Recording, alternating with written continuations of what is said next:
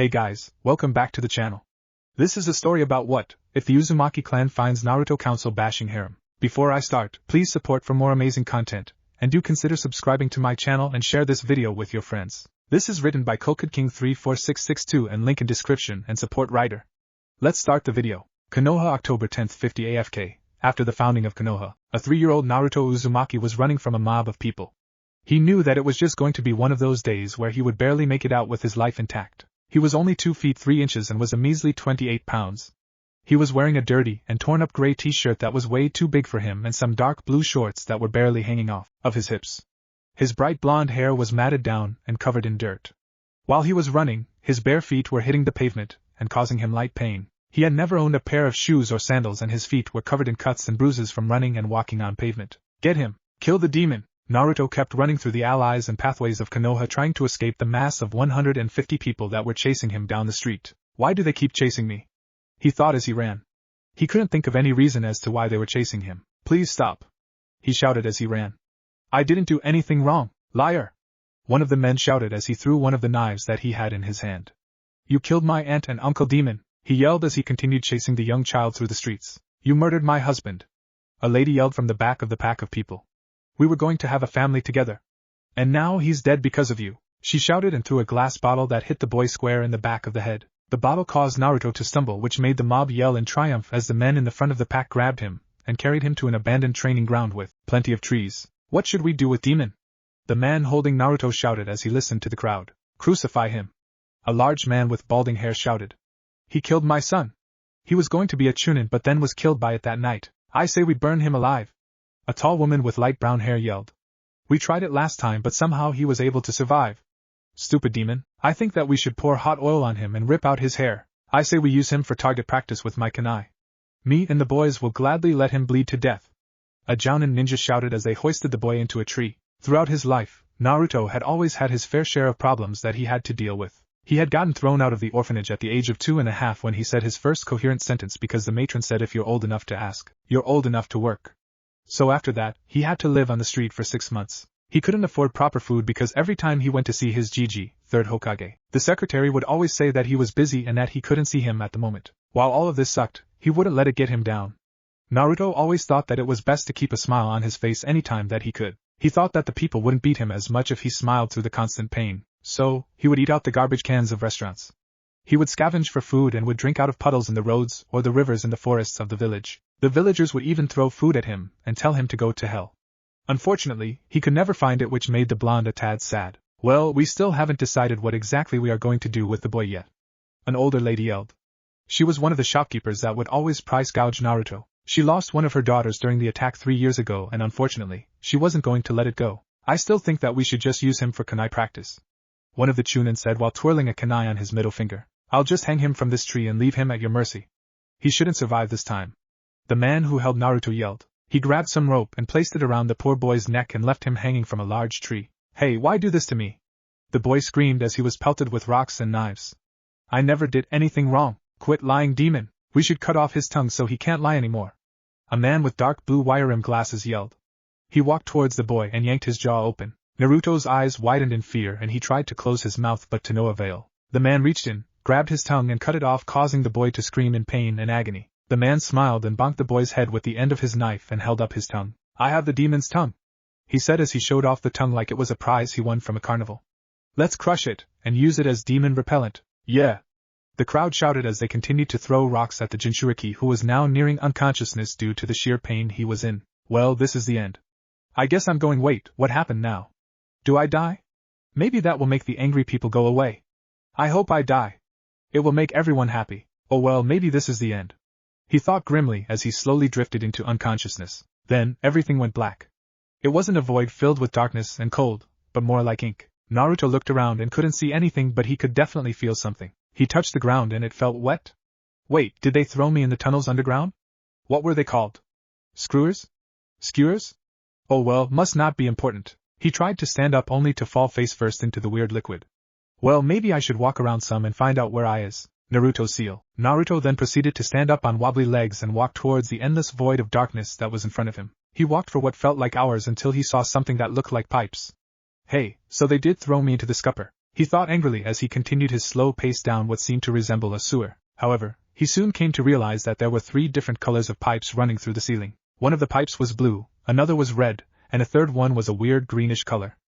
This is the weirdest scour I've ever been in, he thought as he continued to walk down the pathway. After what definitely felt like an eternity, Naruto reached a large open space that had all the pipes running through it. He looked around and saw what looked to be a large set of bars running at least 20 feet into the air. Whoa, he whispered as he looked around the room as he tried to take it all in. Where is I? He asked out loud. He's back? Suddenly, a large silhouette appeared behind the bars and looked at Naruto. The figure had large red eyes that seemed to illuminate the dark room. It looked at the boy, and if he were looking at it, he could see the deep-rooted concern it had in its eyes. Oh Kami, why is he back? This stupid seal doesn't let me see the outside world, but he's back again, and this time he's awake. It's not like the last however many times I've seen him here just laying there and I heal him or try to take care of him. Why is he awake this time? What did those idiotic villagers do this time? Feeling like someone was watching him, Naruto turned around and nearly peed his pants. Staring into his blue eyes were a pair of large red slitted eyes. His eyes widened and he stumbled back and let out a large yell. Ah, I know Kit, I'm just as surprised as you are. The being said as it raised its head. What I is why you? The blonde stammered out as he fell on his butt. Who me? I'm the Kyubi no Kitsune. The now identified Kyubi said. The who? The boy innocently asked. Why is it so dark in here? I can barely see. Well, think of some lights and it should become a whole lot brighter, Kit. Suddenly the entire room became illuminated in bright yellow light as though the sun was suddenly above them. Kit, can you turn it down a little? It's a bit too bright in here. The Kyubi said as it raised a paw over its head to shield it from the light. Oh, Naruto replied while sheepishly scratching his head, which had a sweat drop from Kyubi. Sorry about that. He then lowered the brightness so that it wasn't too bright that they couldn't see. Ah, much better. Now as you're a fox. Naruto suddenly shouted as he ran over towards the cage. He slipped through the bars and started rubbing the 30-foot-tall fox's fur.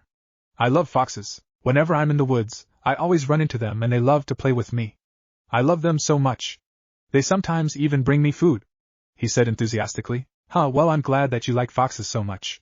As I was about to say, we are currently inside of your mind. You are too young to fully understand this, so let me break it down for you, Kit. We are in your imagination. Here, it can be anything you want it to be, the fox explained as it started to lightly purr from the blonde's touches.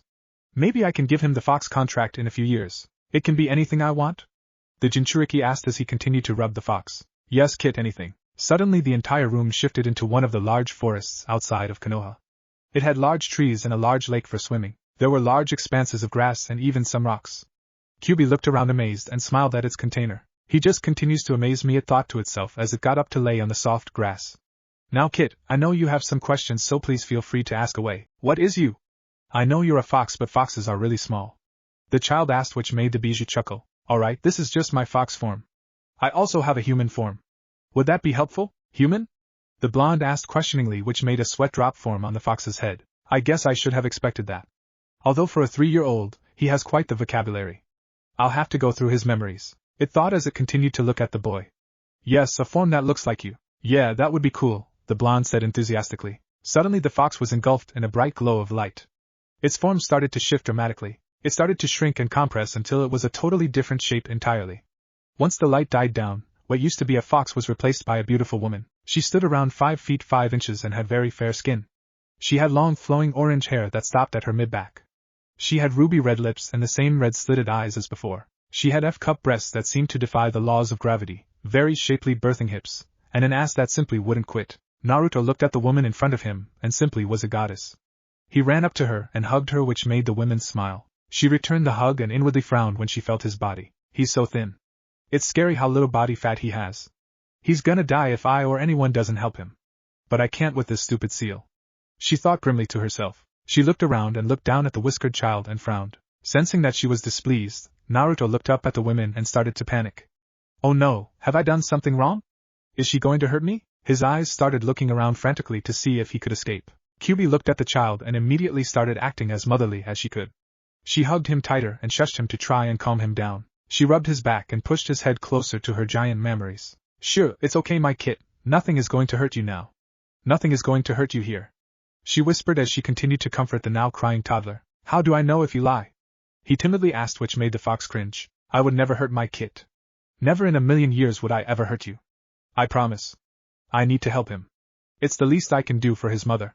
Maybe that might work. She inwardly smiled as she sat down on the grass and placed the boy into her lap. Do you promise? He asked in a fragile voice. His eyes pleading for her to say yes. I promise on all my tales that I will never hurt you and that I'll always be there for you. She spoke with conviction in her voice but still made it soothing and soft. But I need you to do something for me, Kit. Naruto looked up from his position on his newfound savior's lap with confusion on his face. Did he do something wrong? Was it all a trick? Okay, he said with confusion. What do I need to do? I need you to rip off a part of the seal that keeps me locked away from you. That's the only way I can help you. She said clearly, which lessened Naruto's confusion. Okay, where's the seal? He asked as he now fully sat up and rested his head on her naked breasts. As if on cue, a piece of paper with the word seal appeared on the ground. Kyubi grabbed it and handed it to him. How much should I rip off? He asked as he looked at the paper in front of him. She thinks for a second and then points to the bottom corner, and traces a semicircle around the corner the size of a medium-sized cookie. 1. That should be enough for a while, she said with a smile. Naruto shrugged his shoulder, and simply did as he was told. He ripped the seal and smiled at her. She could feel her chakra flowing much more freely throughout her body, and she funneled it into the boy on her lap so that he could heal. In addition to being able to control her chakra in his body, she was also able to access his memories and senses. She could feel his current body and how broken it was on the outside. She could feel the missing tongue, broken bones, nearly snapped neck and the intense hunger pangs that his stomach was feeling. Fuck, it's worse than I could ever imagine. I can't let this happen. I've always known it was bad, but this is the worst one. Usually it's a broken pair of legs, internal bleeding, a broken arm, but this is so much worse. How could they do this to a child? A fucking 3-year-old? She raged as she tried to mend the poor boy's body back together. Unconsciously, however, she was leaking Ki into the surrounding area, which made Naruto start to whimper and shake. Noticing this, she immediately stopped and continued to rub his back. I'm sorry, Kit, I got angry. Not with you, but the villagers. We need to train you so you can defend yourself. Training? He weakly asked. Her chakra was starting to take effect on him, and it was making him very drowsy and tired. At this point, he was almost half asleep. Yes, Kit, we're going to make you big and strong, she replied as her container was falling asleep. Okay, but I have a question, he asked with half-lidded eyes. Sure, Kit, what is it? Can you be my Ka-chan? He asked as he pried his eyes open through sheer willpower so that he could look at her reaction. She looked at him as a tear fell from her cheek and smiled. She held him close and kissed him lightly on the forehead. Of course I'll be your Ka-chan, Naruto-kun, too, she said in tears as she hugged the now sleeping boy close to her. Thanks, Ka-chan, he mumbled as he slipped into sleep. You know, I never thought I'd ever see one of the tailed beasts breastfeeding their Jinchuriki. And I've seen a lot of things in my time. Kami-sama, what are you doing here of all places? For, Kyubi asked as she continued to nurse the malnourished 3-year-old who was currently attached to her bosom. I wanted to check in on the child of destiny. That's all. And can't I come to see my favorite tailed spirit, Akari-chan? The goddess asked as she sat down on a rock. So he is the child of destiny? She asked as she moved Naruto to her other breast. Yes, he is. With his lineage you inside him, and his other half, he destined for great things. He is going to become a legend. No, he's going to become the legend, she said as she walked over to the blonde who was currently residing in Akari's arms. Yeah, I'm gonna start training him soon. His mother would kill me if she saw how he was being treated. He needs to be able to defend himself. I've already noticed that he has quite the vocabulary for a 3-year-old though. Who knows what other surprises he has, Akari said as she placed the now full and content Naruto back into her lap. She subconsciously rubbed the hair on his head. Oh, you're in for a whole lot of surprises with him. I took a peek at his DNA and let me just say, he's gonna be crazy when he gets older, but he'll need it for some of the people that are going to be coming after him. Kami sighed as she looked around at the boy's mindscape. She was actually quite impressed that something this complex could be made by a 3-year-old. She looked back at Akari and smirked. You have no clue what you just did, do you? She innocently asked with a smirk on her face. What do you mean? I just fed him. I'm still shocked that I could even do it in the first place. Well, for starters, you probably just made him a pervert and lover of big for life. Second, and most importantly, you just gave him some of your DNA. She paused and looked at the shocked expression on the Biju's face. Don't worry about it, he won't get fox ears or a tail. He might act more like a fox and his body shape might change a little. She smirked a little. You know already, don't you? Akari asked with a deadpan look on her face as she continued to finger her way through Naruto's hair. Of course I do, Akari-chan, but what's the fun in telling you what will happen? All I want to say is, he's gonna be crazy when he gets older, she said as she stood up and began to walk away. Treat him well, Akari, don't lead him astray. With that, the goddess of creation left the mindscape, leaving behind a sleeping Naruto and a smiling Biju. Don't worry, Kami-sama, I won't, she thought while she continued to rub his head and cradle him in her lap as she slept. A smile etched onto her face. I won't let you down, Naruto. Konoha, October 11th, 50 AFK. Hiruzen Sarutobi was very angry. Many of the reasons for his anger could be attributed to one person, his surrogate grandson, Naruto Uzumaki. He was attacked last night while he was out of the village. When he went to visit him at the orphanage, he first found out that he had been kicked out of the orphanage a little over 6 months ago. He hadn't been able to visit him in the past due to trying to get a stable alliance with Sunagakure. When he found out, he was outraged. He then left to go find the boy. He walked out of the orphanage, but not before making a mental note to investigate them later on in the week. He then lifted his hand and formed a hand sign, and 2 ANBU agents landed in front of him. One of them had a white and red dog mask on his head. He was around 5 feet 8 inches with an athletic build and gravity-defying gray hair. He was wearing a gray breastplate with a black muscle shirt that had the sleeves cut off from under it. He had pale white skin and an ANBU tattoo on his left arm. He was wearing black pants and had metal shin guards. He had his kunai pouch on his right leg and 2 shuriken pouches on his hip behind him. He was standing at attention and had both his hands behind his back. The other officer was a young girl who looked to be around the same age as the man. She had long purple hair that flowed from behind a white and red cat mask. She stood at around 5 feet 5 inches and had a feminine build. She also wore the same outfit as the boy but had a sword strapped to her back. In front of the Sandame Hokage were a 13-year-old Hitaki Kakashi and a 14-year-old Yugao Uzuki. Both of them had been the first ANBU to be drafted personally by the Yandame Hokage, Minato Namikaze. Dog, cat, can you please explain to me where Uzumaki Naruto is? The aged Kage asked. The 2 ANBU members could tell that he was on the last of his patience, and that he wanted answers and he wanted them now. Sir, we currently have both of our squads looking for him. We cannot find him at the moment, nor do we have anything to track him with. Kakashi answered in a neutral tone. I concur with the analysis that dog has given, sir, Yugao said in an equally neutral tone. Why can't you find him? Wasn't a squad supposed to be guarding him at all times? Sarutobi asked with emphasis on the last 2 words. He always made sure that Naruto was to be guarded at all times. Sir, both Cat and I were out on a mission while you were away. When we got back to HQ, we asked about Naruto's guard and Snail said that they were given orders to not have a squad guarding him today. Dog said as he handed Sarutobi a scroll. Sarutobi grabbed the scroll and read its contents quickly but not before scowling at what was written. Official Order of Konohagakure no Sato No. 56473. By order of the Council of Konohagakure, we hereby decree that all current and future ANBU guards that are to be placed for the protection of one Uzumaki Naruto be reassigned and redistributed as necessary. This order goes into effect immediately. Sarutobi let out a torrent of ki that in turn saturated the air, causing people who were walking by to cough and struggle to breathe. How could they? He spat with gritted teeth. To think that the council would go as far as to do this, while I'm away. He said as he got angrier and angrier. Dog, cat, redouble your efforts to find the boy. I will be in my office awaiting further news of his retrieval. He said as he shined back to his office. Kakashi and Yugao looked at each other and flickered out of sight. They then reappeared on top of a building and sighed to themselves. Minato-sensei would be rolling in his grave right now, Kakashi said as he scowled the horizon for any sign of the boy. Yeah, Kushina-sensei would have killed them by now. Too, Yugao said as she looked for the blonde child. What can we do? We can't adopt him. We can't talk to him unless he talks to us, which basically means we can't talk to him. And we can't let him know that we are there, Yugao cried out as she balled up her fists in righteous anger. We should have been here, Kakashi said as he looked in a different direction. Maybe we could have prevented this.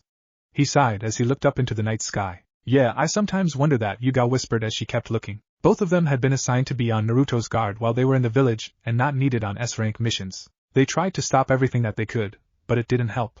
The more times people would see them defending the blonde, the more people would try to do him harm. Yugao was looking in the direction of the woods and saw smoke billowing out of the trees.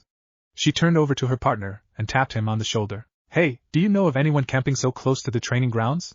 She asked as she eyed the fire. No. Most of the time people go camping outside of the village. His eye widened from behind his mask and immediately the 2 officers took off towards the training ground. When they both got there, they were treated to a gnarly sight. They found Naruto hanging from a tree with all of his limbs hanging loosely from his body at odd angles. His shirt and pants were both ripped off and his face was bloody. There was a noose hanging around his neck and it looked like he had been used as kunai target practice. The tree that the poor boy was hanging from was slowly burning as the fires were raging below him. Kill the beast. Let him rot in hell. He killed my family. Yugao and Kakashi looked around at the people who were doing this to the poor boy and both balled up their fists in anger. Yugao unsheathed her sword and Kakashi let out a flare of chakra to let the Hokage know where they were. Almost immediately, Sarutobi along with both squads of ANBU arrived in the forest where they were greeted to a disgusting sight. Sarutobi had seen a lot of things in his life since had been the leader of the village throughout not 1, not 2, but all 3 great shinobi world wars. 3, but in all his years as a shinobi, never had her ever seen a sight this terrible. Kill them, he whispered so quietly that the soldiers that he was standing next to could hear him. However, both Kakashi and Yugao heard him like he had been shouting from the rooftops. They immediately took action and started killing the mob of now 175 people that had gathered to watch the young boy die. The other ANBU there was too shocked at the people to do anything but watch as their 2 youngest members slaughtered the villagers. Once the bodies were collected and burned, the Hokage immediately turned to see how Naruto was doing. He used the kunai to gently cut the rope surrounding his neck and started sprinting to a hospital. All the other ANBU were also running towards the building in the dead of the night. "I need a medic right now!" the aged leader yelled. Numerous healthcare professionals rushed into the lobby and saw who he was carrying and had varied reactions. Some of the young female nurses cried and some even vomited. The head doctor, who went by the name of Karachi Samuel, immediately recognized the boy and grabbed a gurney. "Place him on here," he yelled as grabbed his stethoscope to try and find any sign of life in the boy. He was a tall, dark-skinned man with blue wire-rimmed glasses and a bald, shiny head. "I've found a pulse, but it's very weak. We need to get into an operating room now," he yelled as he rushed the 3-year-old to the ICU. Several nurses followed after him, and they began their long fight to keep the poor boy alive. Naruto seal. Akari saw all of this happening and she sighed. She had since let the poor boy sleep in her lap after he finished his meal of her milk, but she couldn't help but be tense. "I need to start his training," she thought out loud as she watched the soft rise and fall of the boy's chest. "I can't let him go on like this." She looked around and sighed. She was doing her best to heal the boy and was actually able to regrow his tongue, but she couldn't hear the broken ribs or limbs. They were simply too damaged. She needed to wait for a surgeon to remove the bone fragments that currently were his ribcage. She also couldn't help heal the limbs because of how badly out of shape and bent they were. "Well, he shouldn't be up for at least 2 weeks. Even with my healing, I still need to fix everything. I'll need to teach him how to hunt for food. If he doesn't get a meal, he'll surely die," she thought to herself as she placed the boy on the grass field so that she could lie down next to him. He instantly snuggled up to her, and she smiled at it. Normal world. When Naruto woke up, it felt like he had been hit in the head with a ton of bricks. He tried to open his eyes, but all he saw were bright flashes of light, so he decided to just keep them closed. "Where am I?" he thought to himself as he tried to sit up on the bed. After a few minutes, he tried to open his eyes again, and this time found that he was successful in being able to see the outside world again. He looked around and first noticed that he was in a totally white room with 2 large windows on either side. Then he noticed the smell of medicine and chemicals. "So, I must be in the hospital," he said to himself quietly. "Actually, it's pronounced hospital." Naruto immediately shot out of bed and looked around. He was trying to identify the strange but sweet voice that he had just now heard. He looked above him, below him, he even checked under his covers, but he couldn't find the voice. Who are you?" he mumbled out. He was terrified that it was going to be another attack. Akari frowned from her position in his head. She thought that maybe he would at least remember the conversation that they had in his head, but then again maybe he just needed to be reminded. "You don't remember me? You asked me to be your Ka-chan 2 weeks ago." She is still mystified at the idea of being a mother figure for the young boy. "Ka-chan?" he yelled as he looked around to try and find her. He had remembered the conversation that they had had in his imagination, as he now called it. "Where are you? I thought you said you wouldn't leave me?" he asked as tears started to well up in his eyes. "Don't worry, my kid. I'm just in your head. You can't see me, but I'm always watching and with you. You need to come back into your head to see me," she explained, which made the young child nod his head in acceptance. "Oh, okay," he said as he laid back down on his hospital bed. "So, how are you doing today, Ka-chan?"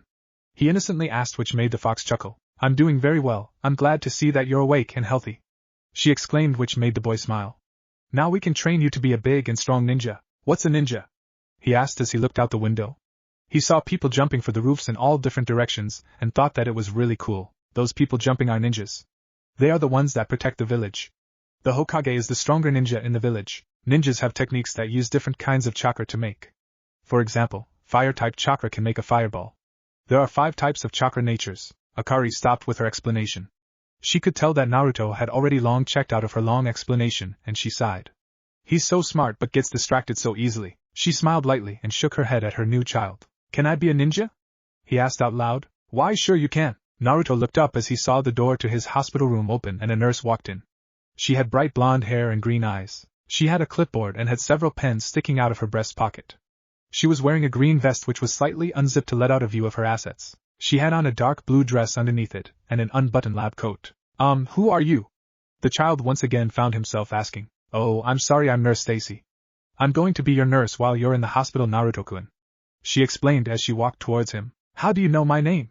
He looked at the woman suspiciously, and it made her chuckle. "Well, sweetie, it's right here on this piece of paper." She turned around her clipboard she was carrying and showed it to the young blonde. "See?" He looked at the words on the page and saw that his name was indeed on the paper. He smiled at her. "Okay, Nurse Stacy-chan." Nurse Stacy chucked at the chan addition to her name, and smiled at him. "Alright, now I have to do your checkup to make sure that you are 100% okay," she said as she walked over to the blonde.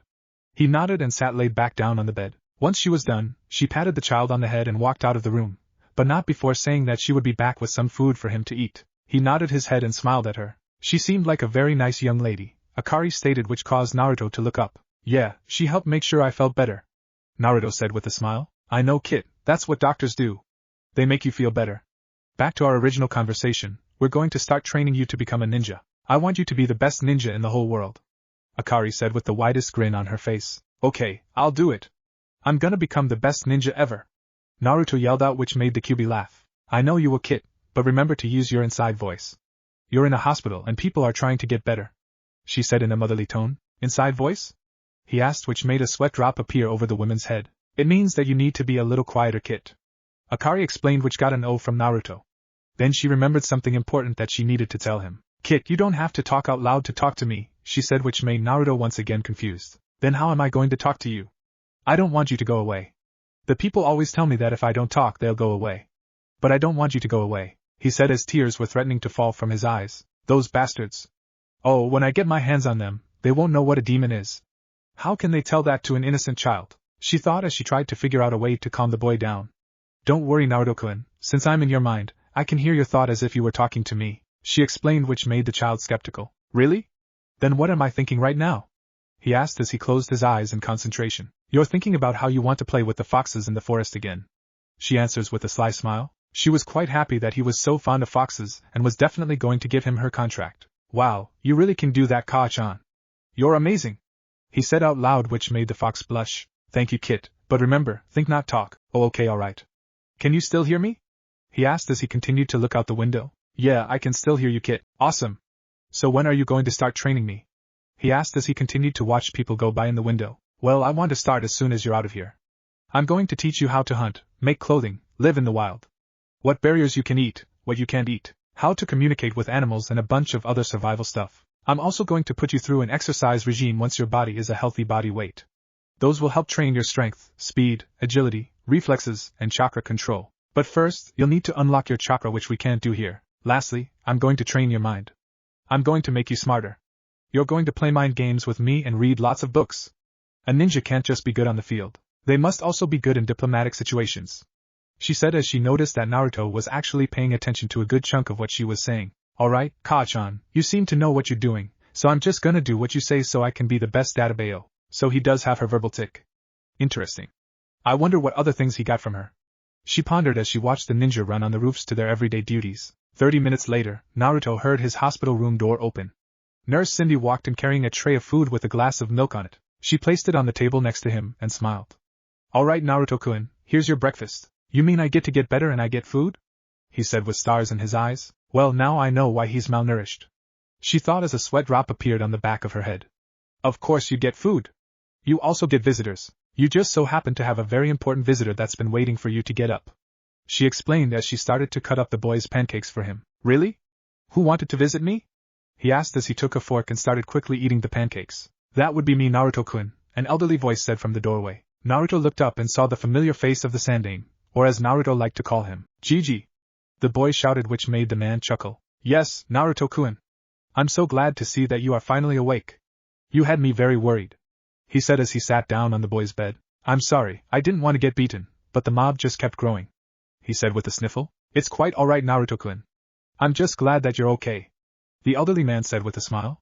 But can you tell me what happened? Sure, I was in the market trying to find somewhere to sit and sleep, when I accidentally bumped into someone. I tried to apologize as you said, but he got mad. Then he started chasing me. I tried to run away, but more and more people followed him, and soon it was another mob. They ran me into an alley and threw sharp things at me. Then they grabbed me and tied me to a tree. I thought I was going to die until Kit, don't tell him about me. I don't trust him and I don't want him to take me away from you. Tell him that everything went black and that you were having a dream playing in a lake with the baby foxes. 4. Akari said as she watched and listened to the entire conversation. Okay, Ka-chan. Naruto-kun, what happened after you went unconscious? Sarutobi asked as he noticed the boy had stopped talking. I had a dream that I was playing with the baby foxes in a lake near the forest. Then I woke up here, he finished saying, which made the old man smile. Okay, Naruto-kun, I'm really sorry that this happened to you. I'm gonna put you back into the orphanage again, okay? He said with kind eyes. Kit, you're going to have to lie to him and say okay. They won't let you back, and so I'm going to teach you how to live in the wild. His mother's voice rang in his ears like bells, and he mentally nodded his head. Alright, Gigi. But I have a question for you, Naruto stated, which made Sandaime a little curious. Oh, and what would that be? He asked as he raised his head a little. Can I be a ninja? Sarutobi smiled at the boy and nodded his head. Of course you can, but not yet. The academy starts at the age of 6, so you have 3 more years before you can join it. Naruto smiled and gave him a thumbs up. Yeah. I'm going to be the best ninja ever, Databeo. He screamed, which made Nurse Stacy and Sarutobi laugh. I'm sure you will, Naruto-kun. Nurse Stacy said as she took away the tray of empty food. Oh, and you've been cleared to leave the hospital, Naruto-kun. Yay. The 3-year-old said with a smile. Does this mean we can start our training, Ka-chan? He asked his mother. Yes, it does. All you need to do is head into the forest where you saw those kids you were talking about, she explained as he got out of bed and dressed into a pair of blue shorts and a green t-shirt that had an orange swirl on the back. Those are baby foxes, right? He asked as he finished changing. To you, yes, they are baby foxes. To be, all foxes are babies when you've lived for over 2,000 years. Whoa, that's so cool, Ka-chan. But you looked really young when I saw you. Ah, thanks, Naruto-kun. No problem, Ka-chan. The boy thought as he was ready to leave the hospital with his surrogate grandfather. Are you ready, Naruto? He asked as he stood up to stretch his back. Hi. Excellent, let's go then. Sarutobi grabbed Naruto's hand and they walked out of the hospital. Naruto said that he wanted to walk around the village and the Hokage agreed, or if he stayed out of trouble. I will, Gigi, I promise, Naruto said with a smile. Alright then, Naruto-kun, go have fun. The aged Hokage said with a smile on his face. Naruto then took off in a sprint towards the forest to get started on his training. Sarutobi looked at the boy and smiled. There was something about looking at the boy be able to bounce back from a near-death experience time and time again that made him chuckle. The aged Kage looked at the moment that had all the previous Kages on them and he sighed. Oh, Minato, he said as he started walking back towards his office. There have been so many times where I have failed you. I just hope that I can rectify all this one day. Sarutobi sat down at his desk and swiveled in his chair so that he was looking out over the village through the large window that was behind his desk. He surveyed all the buildings of the community that he was the protector of and frowned. Where did I go wrong? He asked himself as he thought over the many mistakes that he had made during his reign as this village's leader. Where did I go wrong? Somewhere in the Forest of Death on October 11th, 50 AFK. So Ka-chan, what am I going to learn first? Naruto was currently bouncing off of the walls with excitement. He was going to be getting started on his training to become the greatest ever, or that's what Akari told him. In truth, he wasn't going to be doing ninja-like thighs for another couple of months. He first needed to get his body to a healthier state. Well, Kit, she said sweetly to the child who was now sitting on a tree stump. Ninjas are known for being very strong and powerful people. Unfortunately, you simply aren't healthy enough to start any actual training. She explained to the child who frowned. Ah, Naruto pouted in disappointment. Well, you think it's for the best, then I'll do as you say. He said with a small smile. Thanks you, Naruto-kun. She said to the boy who nodded his head with a smile plastered on his face. Now, like I said, before we can get into any actual training, we need to get your body to a point where it can actually handle any stress. She explained to the boy who was surprisingly still paying very close attention to anything she was saying. Now, Naruto-kun, did you know that the foods that you eat are very bad for you? She asked the child who almost instantly went on the defensive. What do you mean? I usually just see if I can eat it. If I can, then well, I eat it. Naruto said excitedly. Yes, Kit, and that's the problem. The human body needs different things for it to work. You need to have meat so that your muscles can grow nice and strong. You need to have veggies so that you can get different vitamins. She explained to the child. Naruto was able to understand most of the stuff that she was saying, but still had some questions. Wait, he asked his mom. How will I get meat? Would I be taking food from the other animals? I don't want to take their stuff. He timidly asked his mother figure who sighed. Naruto, she softly said to the worried child. You won't be taking the food from the other animals. They will be okay. And if they aren't, what happens if they don't get any food? He asked quietly. They will die, she said in a blunt, emotionless tone. Naruto, creatures like humans and animals need to eat and drink, or else they will die. There is more than enough food in this forest for both you and most of the animals. Now sure, you're going to have to kill. I'm going to have to kill? Akari sighed to herself as she prepared for long conversation that she was going to have with Naruto. She knew that since Naruto was so young, he wouldn't understand the fact that animals kill each other every day. But she still had to explain this to a 3-year-old, and not have him be scared for life. Naruto-kun, she said softly to try and calm the now terrified child down.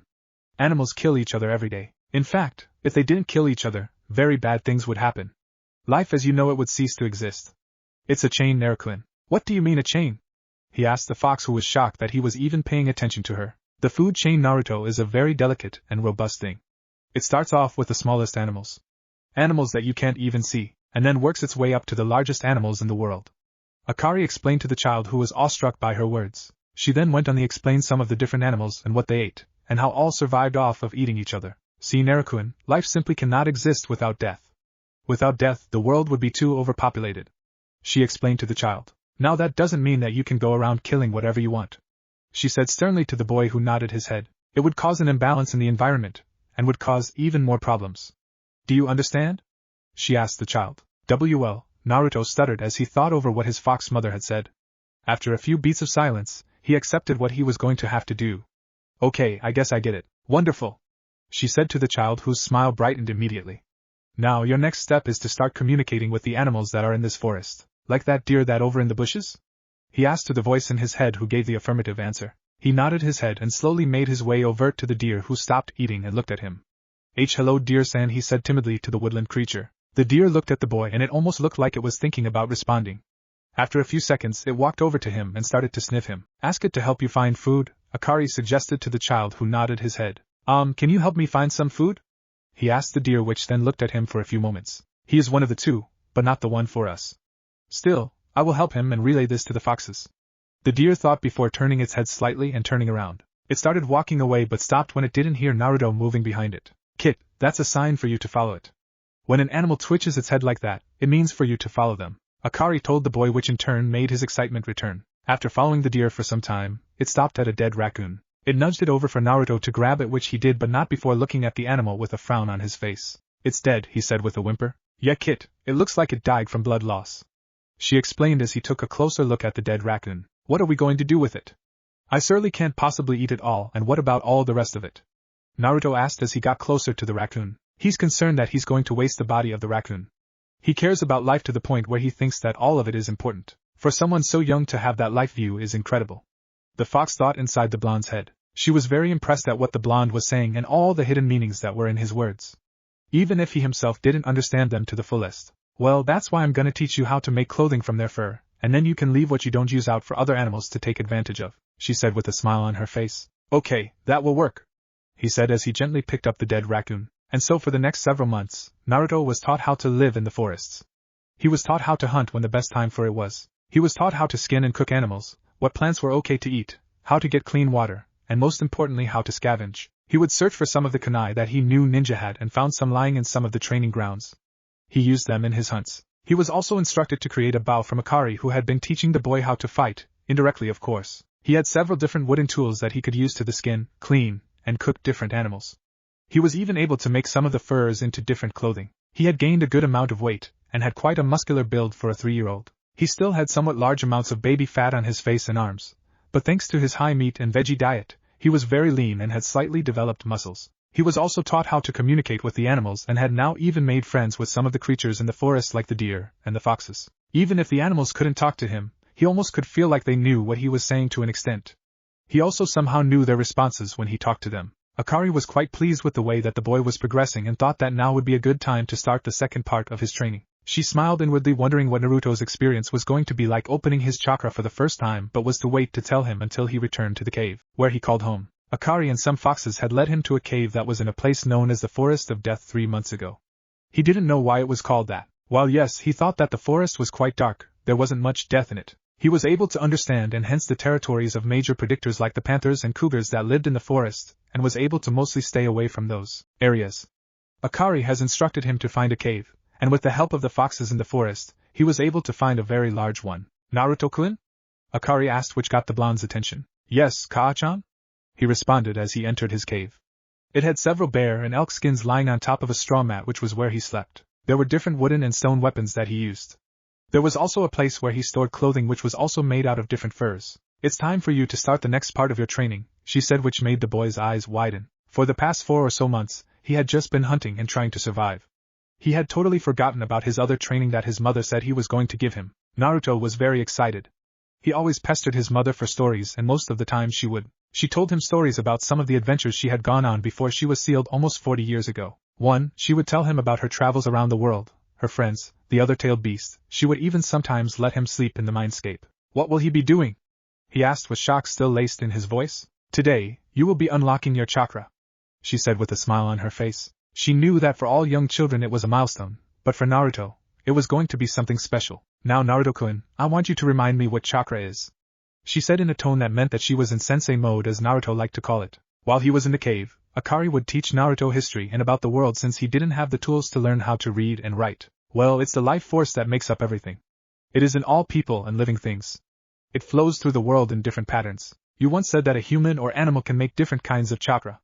Elemental chakra can be formed into the 5 elements: wind, lightning, water, fire, and earth, he explained, which made Akari smile. She knew that he was retaining the information that she was giving him. That is correct, Naruto-kun. Now the next step is to actually unlock your chakra, she said with a large smile on her face. She just knew she was going to be in for a surprise. Alright, Databeo, the boy yelled into his cave. But how do I do it? He asked as he nervously moved his hand behind his head. Well, all you have to do is sit in the lotus position and look within yourself. You should find something warm and soothing and warm. When you feel that, I want you to pull. Pull as hard as you can until you feel that feeling overwhelm you, she explained, which made the child excited. Alright. Sounds easy enough, Naruto said with a smile on his face. He sat down on one of the skin mats and got into the lotus position. He closed his eyes and started to focus on himself so that he could find his chakra. With deep, steady breaths, he began to mentally feel all the sensations of his surroundings. He was able to feel the trees outside, the grass, the animals, everything. He started to try and pull this chakra into him, which made him feel peaceful. Akari was watching his progress very closely in case she needed to intervene and stop the poor boy before he hurt himself. She knew that Naruto had potential, but even she was astonished at what the boy was able to accomplish. He's using nature chakra. He's actually using nature chakra. A 3-year-old is using nature chakra. And he still hasn't found his own yet. This is incredible, she thought to herself as she continued to feel the foreign chakra slowly flowing into his body. After 20 minutes of using nature chakra, she decided to tell him to keep going deeper inside of himself. He complied, and after a few hours, he finally found it. Alright, now all I gotta do is yank. Come on, Naruto, don't disappoint Kaa-chan. You don't want to lose her too, he thought to himself as he started to pull on the ball of warmth that was inside of him. He continued to pull and yank on the ball until it finally burst inside of him. He felt this warm and tingly sensation throughout his entire body. He also found that he could now see the flow with his eyes closed. He could sense all the animals around him in the entire forest. He could even feel some of the people around him within a 5-mile radius of him. He had just discovered that he was able to sense other people's chakras. On top of that, he could also now feel a unique connection with the trees and the foliage. It was interesting to him. It almost felt like he knew how the trees felt in a sense. Too, Akari was speechless. The amount of power and potency of this 3-year-old's chakra was unheard of. Knowing that a 3-year-old possessed more chakra than most 23-year-olds was crazy to her. His chakra capacity was that of a low chunin, or high genin at the age of 3. He's incredible. The raw power and potential are insane. By the time he enters the academy, he'll have the reserves of a low jonin. Who knows how much he'll have as a 16-year-old. He might be on the level of tailed beasts by that time. And that's not even considering my full power. I'm glad that idiot didn't split me in half, she thought to herself inside of the mindscape. Akari wasn't the only one who noticed the large spike in chakra.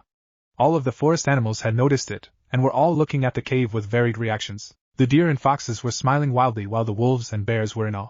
The panthers and cougars didn't really care. Outside of the forest, however, was a totally different story. Hokage Tower, Hiruzen Sarutobi was many things. He was the Kami no Shinobi, the professor, the leader of men, the 3rd Hokage. Speechless was not one of those things. He was currently looking out of his crystal ball at his grandson, Naruto. He had just seen him hunting in the forest, and now he was unlocking his chakra. That was when he felt it. There's no way that was him, he whispered to himself as he watched chakra radiating off of the boy's body. This is so dense. Let alone the fact he's a 3-year-old. This is more than most academy students have. How does he have this much? The aged man thought to himself as he continued to ignore the paperwork on his desk and watch the boy meditate. Suddenly the door to his office burst open and 2 ANBU agents ran inside. They both stopped and kneeled in front of their leader and saluted. Hokage-sama, Kakashi said in an emotionless voice. Dog, cat, you may remove your masks, the aged man said with a smile. Both the agents immediately took off their masks and looked at the man with surprise written all over their faces. Hokage-sama, did you feel that? Yugao asked the man, who nodded his head. Yes, I did feel it. Usually, when a child unlocks their chakra, it is a lot less powerful. However, in the case of this individual, it is very powerful, he said with a smirk. Was it him? Kakashi asked with his eyebrow raised. He had a feeling he knew exactly who the man was talking about but wanted to make sure. Yes, Sarutobi said with a smile on his face. It was him. Both Yugao and Kakashi looked at each other with hope in their eyes. They had been clinging on to that hope since the night all 3 of them agreed on a plan. Flashback. How can we lose him again? Yugao asked as she looked in yet another ally of Konoha. I honestly don't know. Maybe Kami is playing a prank on us, Kakashi replied as he checked another ally close by. Kushina-sensei would surely have killed us by now, the purple-haired teen said with slight fear in her voice. And we wouldn't have had Minato-sensei to calm her down this time, Kakashi said as he turned to face his best friend. Maybe we should ask the Hokage. Are you insane? Yugao yelled at her friend. Maybe you hit your head too on that mission to the land of noodles the other day. 3. Yugao teased, which made the boy sigh. It's not my fault that the guy set up explosive tags that activated when you stepped on a tree. How was I supposed to know that it was even there? He yelled at his friend who laughed at him. I was the laughing stock of HQ for a week. Well then, Kakashi-kun, maybe you should have watched where you were going, Yugao said with a smirk. At least I didn't fall asleep during a play. Kakashi retorted, which made Yugao blush. It was boring. She replied, which made Kakashi laugh. It was also a part of the mission, he said with a smirk on his face, thinking he got the last laugh. But I do think we should talk to the Hokage. I guess you're right, she sighed and started walking towards the office. Kakashi looked at his longtime friend and went to cheer her up. He's probably fine. He could be dead, Kakashi. Do you remember how we found him 2 months ago? Nearly dead.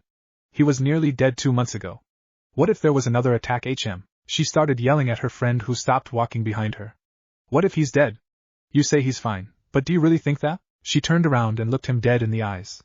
My mother was killed when I was 3 at the start of the war. My father was a drunk who got run over by a fucking shopping cart and snapped his neck. I didn't have any siblings. Then Kushina-sensei basically adopted me towards the end of the war. I became a part of the family.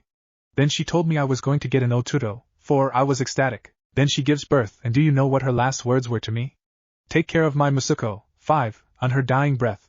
So yes, Kakashi, I'm terrified of him dying, she screamed at him as she cried. Okay, he whispered as he was on the verge of tears. Okay? She said as she walked closer to him. That's all you have to say is okay? Alright. You think I'm not terrified as well? He yells at her, which made her step back. I've been trying to calm down. Think logically. He's my Ototo too. Minato-sensei gave me very clear instructions to raise him with you if he and Kushina were to die. I saw the light fade from him on that night too. He told me to be strong. That he was happy. I'm trying, I really am, but we can't do anything. We can't. I want to see my Oto just as much as you do, but we can't. He yelled at his best friend, and he did something that shocked both of them. He cried. Kakashi hadn't cried in years, but he cried. I want him to. It's not just you. Damn it, I want to see him smile just as much as you do. I want to be a good knee, 6, just as much as you want to be his nay, 7, but we can't. He looked at Yugao, who was also crying, and grabbed her hand. They both ran straight into the 3Rds office. It was almost midnight, and both were shocked to see him looking at them with a sad frown on his face. Hokage-sama, I know why you're here, Kakashi, he said with a pained voice. I saw and heard what happened, and I'm sorry, Bu. But what? Yugao screamed at him. She walked right up to him, and took off her mask and looked him dead in the eyes. But you can't allow us to see him? You can't allow him to have even a shred of happiness? What can you allow, Hokage-sama?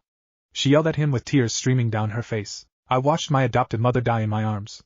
Her last wish, her dying breath, was to take care of her son. And what have we been doing? Letting him get beaten, tortured, and starved to death before he turns 4 years old. She said as she watched the man flinch. I know all about it. You think I enjoy doing this? The aged man said with pain filling his being. You think I like watching as the son of my successor, my good friends, get beaten and mauled by the villagers? Hell, even my soldiers don't care about him.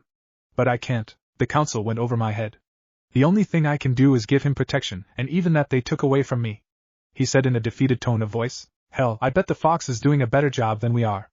Kyubi was Kushina's best friend. I had a hunch when he went into that forest. I had a hunch at the hospital that he was talking to her. He had the same far-off look in his eyes as Kushina did when she talked to her. Now granted, I never liked the idea of them talking. Even now I'm weary of it happening, but she's doing a better job than we are. He sighed and looked at his most trusted agents. He looked at the pain that both of them had so visibly on their faces. We have to do something. Yugao yelled at the man. He's alone. We made promises to both Minato and Kushina that we would take care of them. All 3 of us are going to be screwed in the afterlife when they find us. Hell, I can sense the beatdown now, she said with a slight smile. Wait, sense that's it? Sarutobi said with a smile on his face. Kakashi looked at his leader with worry. I think he's actually lost it this time. What do you mean, Hokage-sama? Yugao asked as she took a step back. Kyubi is probably going to train Naruto.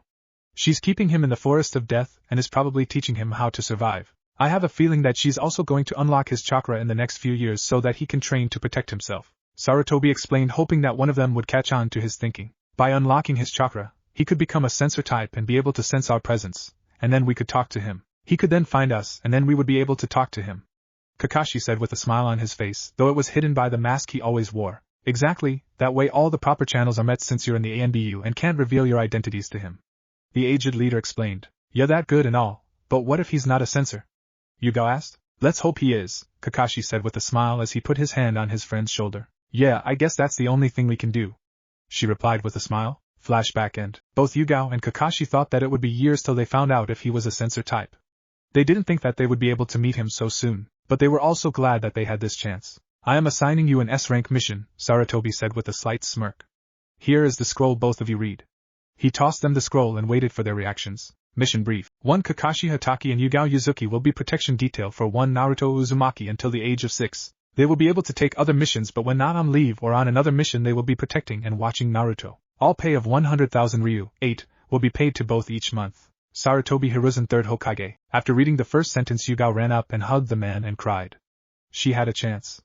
She could see and protect her little brother again. Kakashi also went and bowed to his superior and thanked him. I must warn you, he lives in a cave in the middle of the forest of death.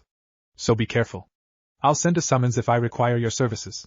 I'll let you figure out the rest. This stays between the three of us, am I clear? He asked them and they both quickly nodded. Good, dismissed. Hi. Both the ANBU members shined out of the office and left leaves behind, which made the old man chuckle. He then looked at his crystal ball and saw Naruto still meditating in his cave. He stood up and walked to the pictures of the previous Kages and looked at them with a sigh. I failed to keep him safe, but no longer will I stand for it. You have my word, Minato, he said with conviction and a fire in his eyes. In a mansion in Konoha, a young girl was currently sitting down on a mat writing calligraphy with her mother. She was around the age of 3 and was fairly small for her age. She was writing down symbols when she and her mother both felt the pulse of Chakra. The mother of the girl looked up and thought that it felt familiar. It almost felt like she had known that Chakra before, but it was slightly different. It wasn't the same as before. Kushina? She asked out loud as she looked at the direction of the Chakra pulse. What did you say, Kaachan? The little girl asked. Nothing, Hinata, she said as she rubbed Hinata's back, but still looked at the window. Nothing at all. Forest of Death, June 12, 51 AFK. It's been 8 months in total since Naruto's attack. He had been living in the Forest of Death and was almost always surrounded by animals. He had been training day and night trying to survive in the forest, and one could say that he was thriving. Currently, the blonde was walking through the forest and was being followed by 3 small baby foxes. He had been hanging around them for a while and even named them. He looked over his shoulder and smiled when he saw them playing with each other. Danny, stop biting your brother's ear, he said to the orange fox who was currently biting the fox with the red fur's ear. Danny looked at Naruto and pouted but let go of his brother's ear. Danny was a small orange fox with white tips on his ears. He had bright orange eyes and was very energetic. His brother, who Naruto named Jangi, was a small red fox with splotches of black fur. He was more reclusive than his brother. Next to them was their sister, who was named Lucy. She was a unique fox that had orange and red fur with white tips on her tail. Naruto looked at the skulk of foxes that was behind him and smiled as he remembered the day that he had met his new friends. Flashback. Naruto was running through the forest. He looked over his shoulder and let out a sigh of relief. I finally got away from those giant snakes. He thought happily to himself. Kaachan, why didn't you tell me they were over there today? He said to his mother figure. Well, I thought that you sensed them coming, she said with a smirk on her face.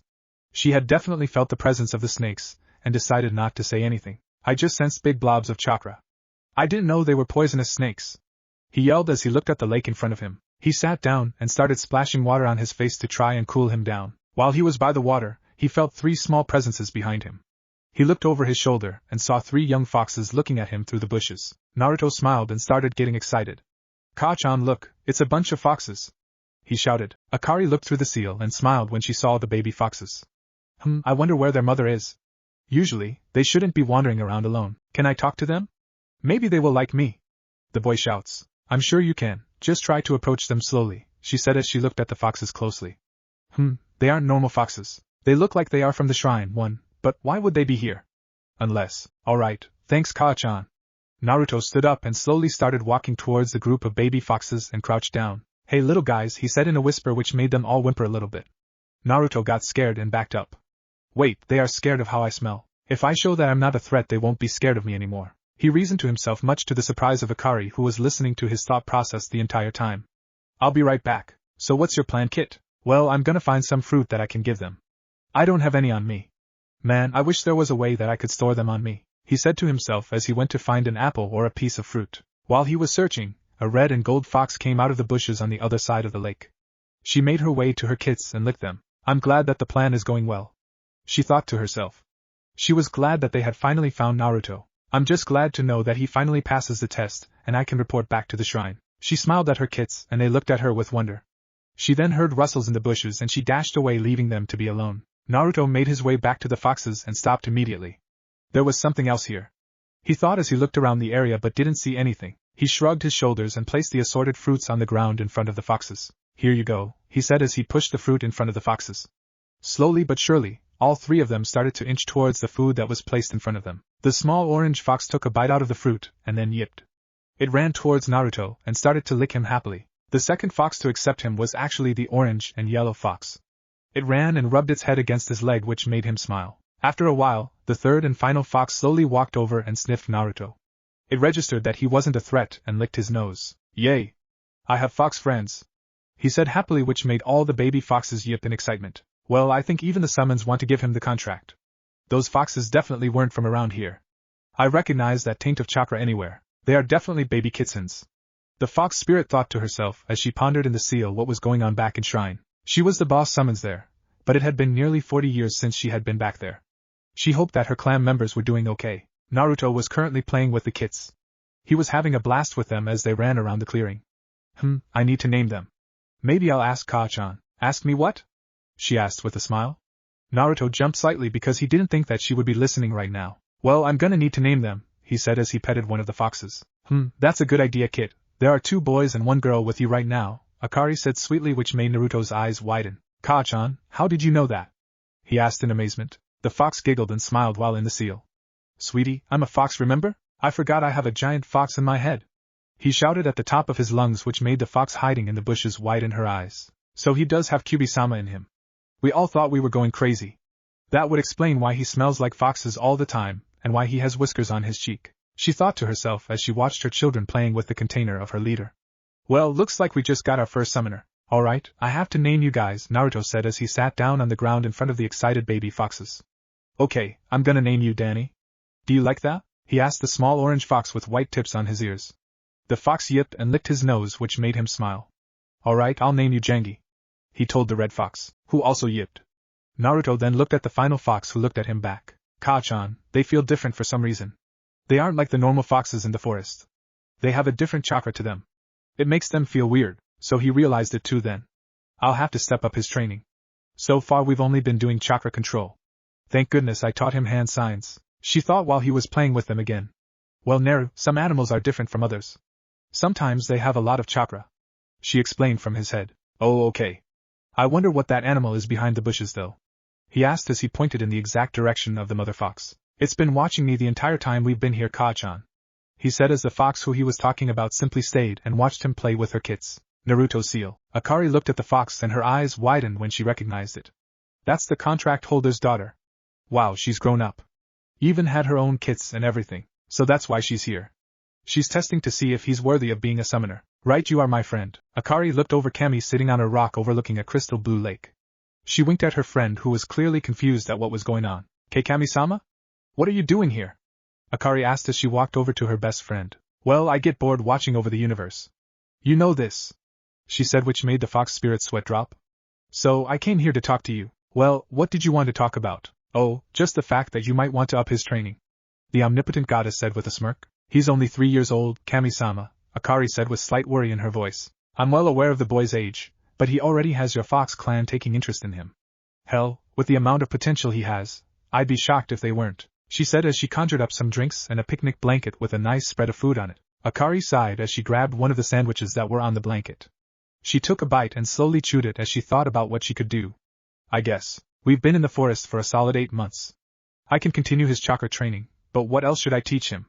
She asked as she looked at her friend smirk at her. It's like there's so much I can teach him, that I can't narrow it down. I don't think he can use Genjutsu. His mother was a Kenjutsu master, his father was a Fuinjutsu master, his grandmother was a... Yes, he has a rich lineage of parents and grandparents. Hell, even his great-grandparents are legends, but the point is, Akari, that you need to teach him. He needs to get strong, and he needs to get strong fast. Kami butted in before Akari could get another word in. She looked at her friend and smiled at her. You need to get him to be in 2 places at once. You have so much stuff to teach him that you need multiples of him. What, like a clone? She asked as she raised her eyebrow, but then her eyes widened as she realized what the goddess had implied. Shadow clones, she whispered, which made Kami smirk. Now you're on the right track, but don't forget to train the body, Kami said before vanishing from the mindscape. Alright, I'll keep training him in chakra control, and then I'll start him on jutsus. He's gotta get the clone and substitution. He's gotta get strong and get strong fast. I do wonder when he's gonna meet her though. Akari thought as she looked in the seal and conjured up a house for her to live in. It was much better than just laying on the ground in the seal. Normal world. Naruto and the fox kids had been playing together in the river for the last 20 minutes. They had been splashing each other and just having a good time. Even the fox in the bushes was enjoying herself. For the last 20 minutes, she had seen Naruto care for each of her kids. Playing with them, but not being too rough with them. In fact, he had even included Jangi, who was starting to move away from the group. She even liked the names that he had given them. He's truly our next summoner. He's caring, mysterious, isn't afraid to be rough, but also can be gentle. He won't put us or the clan in dangerous situations, she thought to herself. She was smiling internally at how well she had picked. After that conversation with Bobby the other day, I do wonder how the other half is doing. I'm sure they'll meet her eventually. After another hour of playing, the hiding fox made herself known to the group. All of her charges yipped and ran towards her. Even Naruto smiled at the golden fox. Hello, he said to the fox, who internally smirked. I had fun playing with your kids today, he said respectfully. He remembered being taught by Akari to be respectful to the animals. Especially in front of younger animals and their parents. He's even well-mannered. Well, I couldn't imagine anything less when you have Akari-sama living inside of you. She thought to herself as she walked over to Naruto to sniff him. Yup, definitely smells like her. She then looked at him and licked his cheek, which made him giggle. I hope we can play again, he said to the fox family. The younger foxes all looked at the mother, who yipped and nodded her head. They all went over to lick Naruto on the cheek and then dashed into the forest. Flashback end. After the first few times when they visited, the mother fox, who Naruto named Kamali, was slightly more cautious and observant when Naruto and the kids would play. Now, after 4 months of them playing and being together, she not only trusted him but even let him leave the area with the kids so that they could explore and have fun. When Naruto and the kids returned this time, they were greeted by not only Kamali but 2 other foxes that were with her. One was about 2 feet tall and had white fur with orange highlights. Its most distinctive feature, however, was the 2 tails that were behind it. The other fox that was with them had midnight black fur with green slitted eyes. It was also around 2 feet tall, but this one had 3 tails behind it. So you have one of the healing foxes and messenger foxes. Interesting. They are definitely going to have him sign the contract, Akari thought as she looked at the scene that was unfolding in front of her. Naruto looked at the interesting-looking foxes that were in front of him, and his eyes widened. Wow, I've never seen foxes like that before. I didn't even know black foxes were a thing. Ka-chan, did you know that they were a thing? Naruto asked his mom but didn't receive an answer from her. So he arrives, the black fox spoke with a smirk on his face as he watched the blonde stumble back in surprise. You can talk? He yelled, which made all 3 foxes' sweat drop. Yes, Naruto-kun, we can definitely talk, Kamali said with a smile on her face. So, every time I've tried talking to you, you could have answered me? She nodded her head, which made the boy sigh. Well, at least I'm not crazy. No, you're not crazy at all. In fact, you're very special. The white fox spoke in a very delicate and feminine manner. Why do you think I'm special? I mean, the only thing that's special about me is Ka-chan, and she's a giant talking fox that lives in my head. The blonde exclaimed, which made the eyes of the 2 other foxes widen. Is he talking about the black fox? Asked as he looked over at Camila, who nodded her head. Yes, Akari-sama is sealed inside of Naruto, Camila said in a voice that held nothing but authority. Will this affect anything with your tests? The white fox said with worry in her voice. Hey, are you going to tell me what you're talking about? Naruto asked with curiosity as he rubbed the back of his head. You, young Naruto, are going to be the first fox sage, the black fox said with pride. Naruto's eyes widened when he heard this. He didn't know what any of those words meant, but all he heard was first and fox, so whatever it was had to be important. He looked at the 3 foxes and smiled. When do I start? He asked, which made all 3 foxes laugh. Well, first you need to sign the fox contract, Camila said as she placed her front paws into different versions of hand signs. Suddenly a scroll popped into existence. Kamali unrolled it and motioned for Naruto to step forward. Okay, how do I sign it, and what does it do? The blonde asked as he walked towards the ancient-looking scroll. Well, a summoning contract allows for you to bring different animals into your world. You will be able to bring different kinds of foxes from the Kitsun Shrine, our home, to help you whenever you want. When you're older, you will be able to undergo special training that will allow you to become much more powerful. But that's for later, Camila said as she gestured for Naruto to look at the scroll. So Naruto, do you accept? She asked him with a smile. Can I ask Ka-chan? The boy asked in a timid voice. He was starting to get overwhelmed by all the new information that he was being shown. There's always a catch to these kinds of things, so what's the catch? He asked, which made the foxes smile even more. Actually, Naruto-kun, there is no catch with this, Akari said from his head, which made his eyes widen. What do you mean, Ka-chan? Everything has a catch. He thought to his mom so that the foxes wouldn't know what he's talking about. I know I told you that, and I'm sure you figured that out from living alone, but this is one of the exceptions. The Kitsun clan will always be there for you, and since I am their leader, I can definitely tell you that this deal is a once-in-a-lifetime offer. I would sign it, Naruto, Akari said with authority that left no room to argue. He didn't want to upset his mother, and this was the first thing he had ever heard her tell him to do something like that. So he walked over to the scroll and looked at Camila and smiled. Ka-chan said that I should sign it, so how do I do it? He asked as he felt Akari send a happy aura of chakra through his body which made him feel warm. All you have to do is bite your thumb and sign the contract in your blood. You just have to write your name on the paper and then you can summon us. Camila explained. Naruto nodded his head and did as she told him to do. After a few minutes, he had finished signing the contract. Okay, so how do I do it? He asked as he wiped his thumb on his pant leg. Actually, Naru, we can do that when we get you home, Akari said. He nodded and explained what she said to the other foxes who nodded their heads. Thank you for the opportunity to let me sign your contract, Kamali-sama, Naruto said as he bowed his head in respect. It's no problem, Naruto-kun. And it's Kamali-chan to you. Sama makes me feel old, she said with a smile on her face. Oh, I didn't introduce these two, she said as she gestured to the two foxes next to her. Young Naruto, I am Sad. I am a member of the Kitsune clan and specialize in information gathering and message delivery.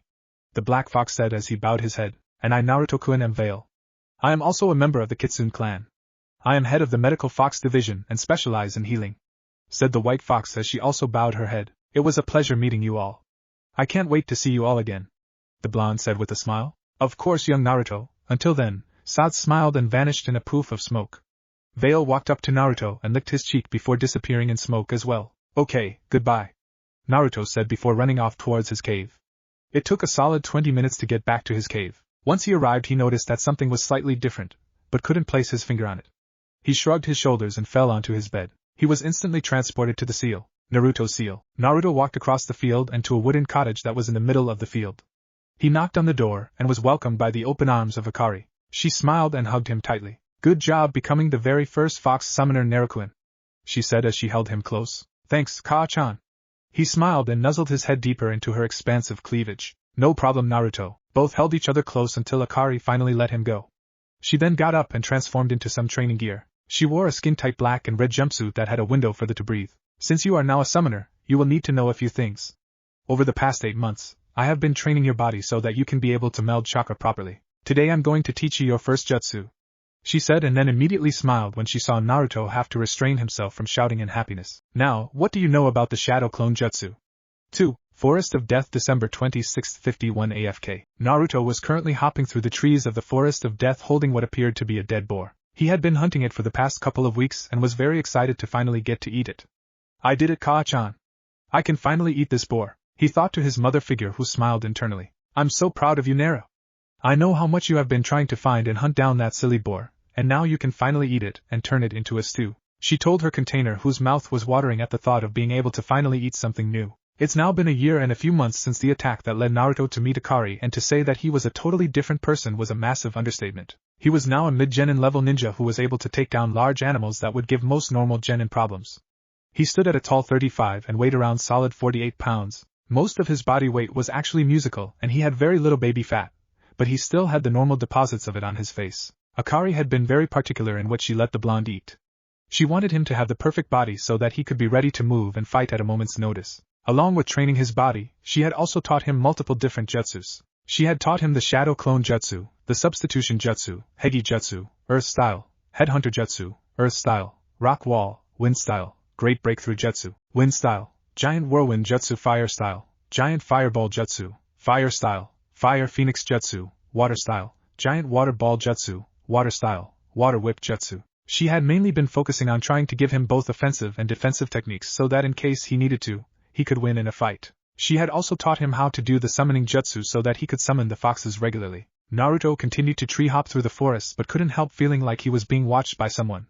He knew that he was a censor. Akari even told him that he was a very good one for his age, but he always felt like he was being watched by someone or something. Recently it had gotten so bad that he was getting paranoid. Akari of course knew that it was the 2 ANBU agents that had been tasked to watch him, but she didn't let Naruto know that. She also knew that they were friendly since she recognized their chakra signatures from her time in her previous host. When Naruto got back to his cave, he sighed to himself and started to cook the boar that he had caught. What's wrong, Kit? Well, I can't help the feeling like I'm being watched. It's like I can sense them, but I can't see them. There are 2 of them, and they have been around me for the past few months. They sometimes leave me alone for a couple of weeks, and then they pop back up again. I can't stand it, but I can't see them. he internally yelled as he lit the fire put to roast the boar. Well, you know they are there, why don't you talk to them? Maybe they will answer you, she said with a smirk on her face. She knew that they weren't going to respond to him, and it was just going to make him madder. I guess I can try to talk to them, he thought as he set up the steaks over the fire to cook the boar. Hello? Is there anyone there? Yugao and Kakashi looked at each other with hope in their eyes. Finally, after 5 months of on and off shadowing him, he had finally caught on to them being there. Yugao was shaking with excitement. Is this it? Is this when I get to meet my little brother? She thought silently as she watched Naruto look around the room. So, you're not going to talk or come out? He asked out loud and got no response, which made him a little more frustrated. Fine. Be that way. He stomped over to his boar and watched as it cooked over the fire. After waiting for a solid 2.5 hours, the boar was finally ready to be eaten by the young child. He summoned a clone to help him carry the animal over to a stone ledge that he had carved out of the rock and began to cut slices of meat for himself. He placed the meat on a plate and put some of the greens that he had found in the forest. He then walked over to his wall where he had his wild spices and herbs and started seasoning his meat. He sat down and started to eat his dinner, but this time decided to try something new. Ka-chan? Yes, sweetie? She asked as she was preparing her own meal in the seal. You said that I was a sensor type, right? He asked as he picked up a piece of pork and bit into it. So, is he gonna unlock more of his sensing abilities? I wonder, she pondered as she smiled softly to herself. She had never told him all of his abilities. She went for the approach that he would discover them on his own when he experimented with his body and chakra. Yes, I did tell you I was a sensor type, what about it? Well, what if I put more chakra into it? What would happen? He asked as he continued to eat his dinner. Well, why don't you try it and find out? She said with a wide smile on her face. Alright, let's try this. Naruto placed down his plate much to the intrigue of Yugao and Kakashi. He then started flooding his senses with extra chakra and he gasped. He closed his eyes and was able to feel 2 chakra signatures that were previously unknown to him. He could also feel how their chakra felt. So there are 2 people in this cave with me, he whispered to himself as he stood up. Well, maybe they are hungry. He stopped the flow of chakra but found that he could still sense the 2 figures even with his eyes open. After hearing his statement, Yugao was giddy.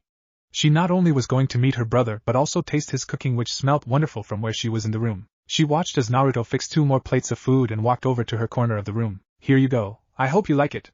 Your chakra feels really sparky? It's changing but it's still warm, he said as he placed Yugao's food on the ground. She waited for him to walk away before she revealed herself. He did it. He acknowledged my presence. He went up and talked to me. Meaning I can now talk to him. She thought as she took off her mask to fully smell the food in front of her. Kakashi was in a similar mood when Naruto walked over to him, though he tried to play it cool. Here you go, the blonde child of his sensei said.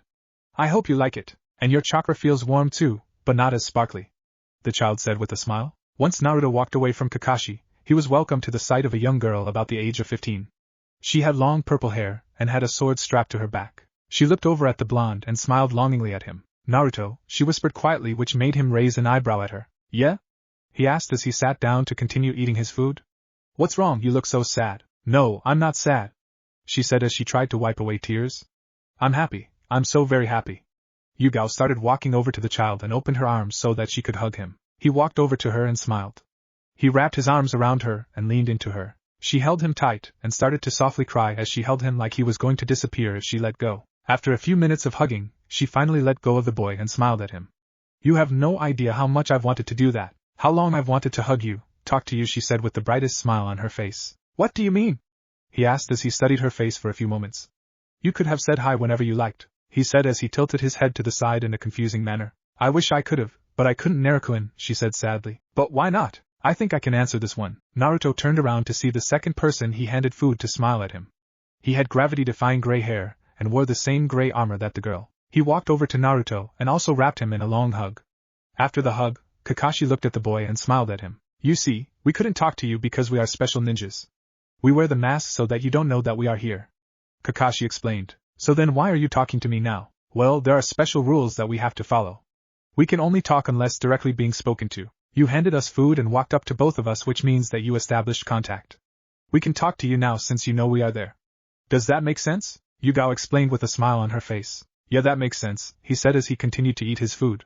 He had grabbed his food and decided to sit next to Yugao because of how warm and nice her chakra felt. After finishing his food, he leaned into Yugao and smiled. You're really warm, he mumbled out to her. Why, thank you, Naru, she whispered as she rubbed his head affectionately. So who are you guys? You aren't like the rest of the villagers since you haven't attacked me and you feel happy and nice? He asked as he leaned against Yugao and looked at Kakashi, who was smiling at the embrace. Well, my name is Yugao Yuzuki. I am 15 and I'm in ANBU. I can't tell you what mask I have since that's AG, cat and dog, he said with a smile. Wait, how do you know that, Naru? Kakashi asked with a smirk on his face, though no one could see it. I saw your masks. And they are still out in the open, he said as he pointed to both of the masks which were lying on the floor. Kakashi and Yugao looked at each other and sweat dropped. Alright, well you can't tell anyone, Yugao said with a surprising amount of authority in her voice. Okay, he said with a smile on his face. Though it's not like I have anyone to tell, everyone hates me because of Ka-chan. He mumbled out, which made both of the operatives freeze. Anyway, Yugao looked worriedly at Kakashi and simply shrugged his shoulders. Like I was saying, you can't tell anyone who we are when we wear the masks, but you can talk to us. I like to fight with my swords, I enjoy sushi, chess, and hanging out with my teammates. I hope you can accept me into your family. I was supposed to be your sister, but some stuff happened, she said as she was about to cry, but was stopped when she felt small hands whip her eyes. Don't cry, Naruto said with a pout on his face. It makes your chakra feel sad. I'll let you be in my family, but I have to talk to Ka-chan about it. Actually, Naruto, we need to talk to you about that. Who is this Ka-chan of yours? Kakashi asked as he raised his eyebrow. I trust them, Kit. You can tell them since they knew your mother, Akari said to her Kit with a smile on her face. Okay, Ka-chan, Naruto thought with a smile on his face before he looked at Kakashi. Well, I know I have a giant fox in my belly. Kakashi and Yugao's eyes widened after he said that. He noticed their chakra spike and started waving his arms around. She's not bad like everyone says. She helped take care of me and helped me get strong. Don't worry, she's a good giant fox, he said as he was about to cry, though Akari was laughing in the seal. Don't take away Ka-chan, he cried as he let the tears fall. Yugao knew that Kushina was the container of the 9 tails. She also knew that when she was alive, they were the best of friends. While she didn't realize it till later in her life, Kushina had actually talked about the 9 tails quite often, people just didn't realize who it was. Kakashi on the other hand was slightly weary of the entire situation, but figured that if Minato didn't care that it talked to Kushina, then he shouldn't care either. Oh Naruto, don't worry, Yugao said as she tried to soothe the boy by rubbing his back. We won't take away your Ka-chan. I remember your birth Ka-chan used to talk to her all the time, so I'm okay with it, she said with a reassuring smile on her face. And I remember that your Tusen didn't mind that she talked to the 9 tails, so I don't care either. Kakashi told the boy who was still sniffing. So, you're not gonna take away Ka-chan? He asked with watery eyes. No Oto, we aren't gonna take her away. Yugao smiled as she watched the grin reappear on her younger brother's face. He hugged the ANBU agent, which made her smile even more. Thank you, Nei-chan, he whispered, which made Yugao's eyes widen. She could feel tears well up in her eyes and she hugged him tighter. Ma, do I not get an introduction and a hug? Kakashi asked in mock disappointment as he watched the two reunite for the first time. After some more hugs and tears from Yugao, Naruto was starting to get tired. He released Yugao and yawned, which showed Kakashi and Yugao his slightly longer canine teeth. Getting tired, Oto? Yugao asked with a smile on her face. Naruto nodded his head and pointed towards his mat with furs on it. If you want, you can sleep here since I don't know where you live. There are plenty of pelts here for you to use. He pointed to all the bulky furs that he had around the cave and smiled. Alright, Naruto, but tomorrow we are going to take you out of the forest. We have 4 years of birthday gifts to give you, Kakashi said with a nice smile. Naruto looked at the teen with confusion all over his face. He looked at Yugao, who was still holding the small child. What's a birthday? One, he asked his big sister, who looked at him wide-eyed. Wait, you don't know what a birthday is? She shouted, which made Naruto nod his head. Yeah, but can we talk about it tomorrow? I'm really tired, he said as he got up to grab some fur pelts to use as blankets. He walked back over to Yugao and sat down in her lap. Well, we're definitely going to change that tomorrow, Kakashi said as he took off his chest plate to reveal a sleeveless back top. He looked at Yugao, who looked like she was going to murder someone. She sighed and also took off her chest plate and put it down on the ground. Yeah, I'm not going to have an Oto that doesn't know when his birthday is, she said with conviction that made Naruto smile. Okay, we'll do that tomorrow, Naruto said as he walked back over to Yugao and laid down next to her. He wrapped the pelt around them and snuggled closer to Yugao's chest and nuzzled his head into it. She smiled and wrapped him in her arms and smiled lovingly at the boy. Do I get to snuggle into your? Kakashi asked with a smirk on his face. He was met by a glare from Yugao, which actually got a laugh out of the scarecrow. I was kidding, Yugi-chan, Kakashi said with a smile as he also laid down. We finally got him, she said to the teen who smiled at her. Yeah, we did finally get our Oto, Kakashi said before both of them fell asleep. When morning finally came, Naruto found himself sandwiched between 2 pillows of heaven.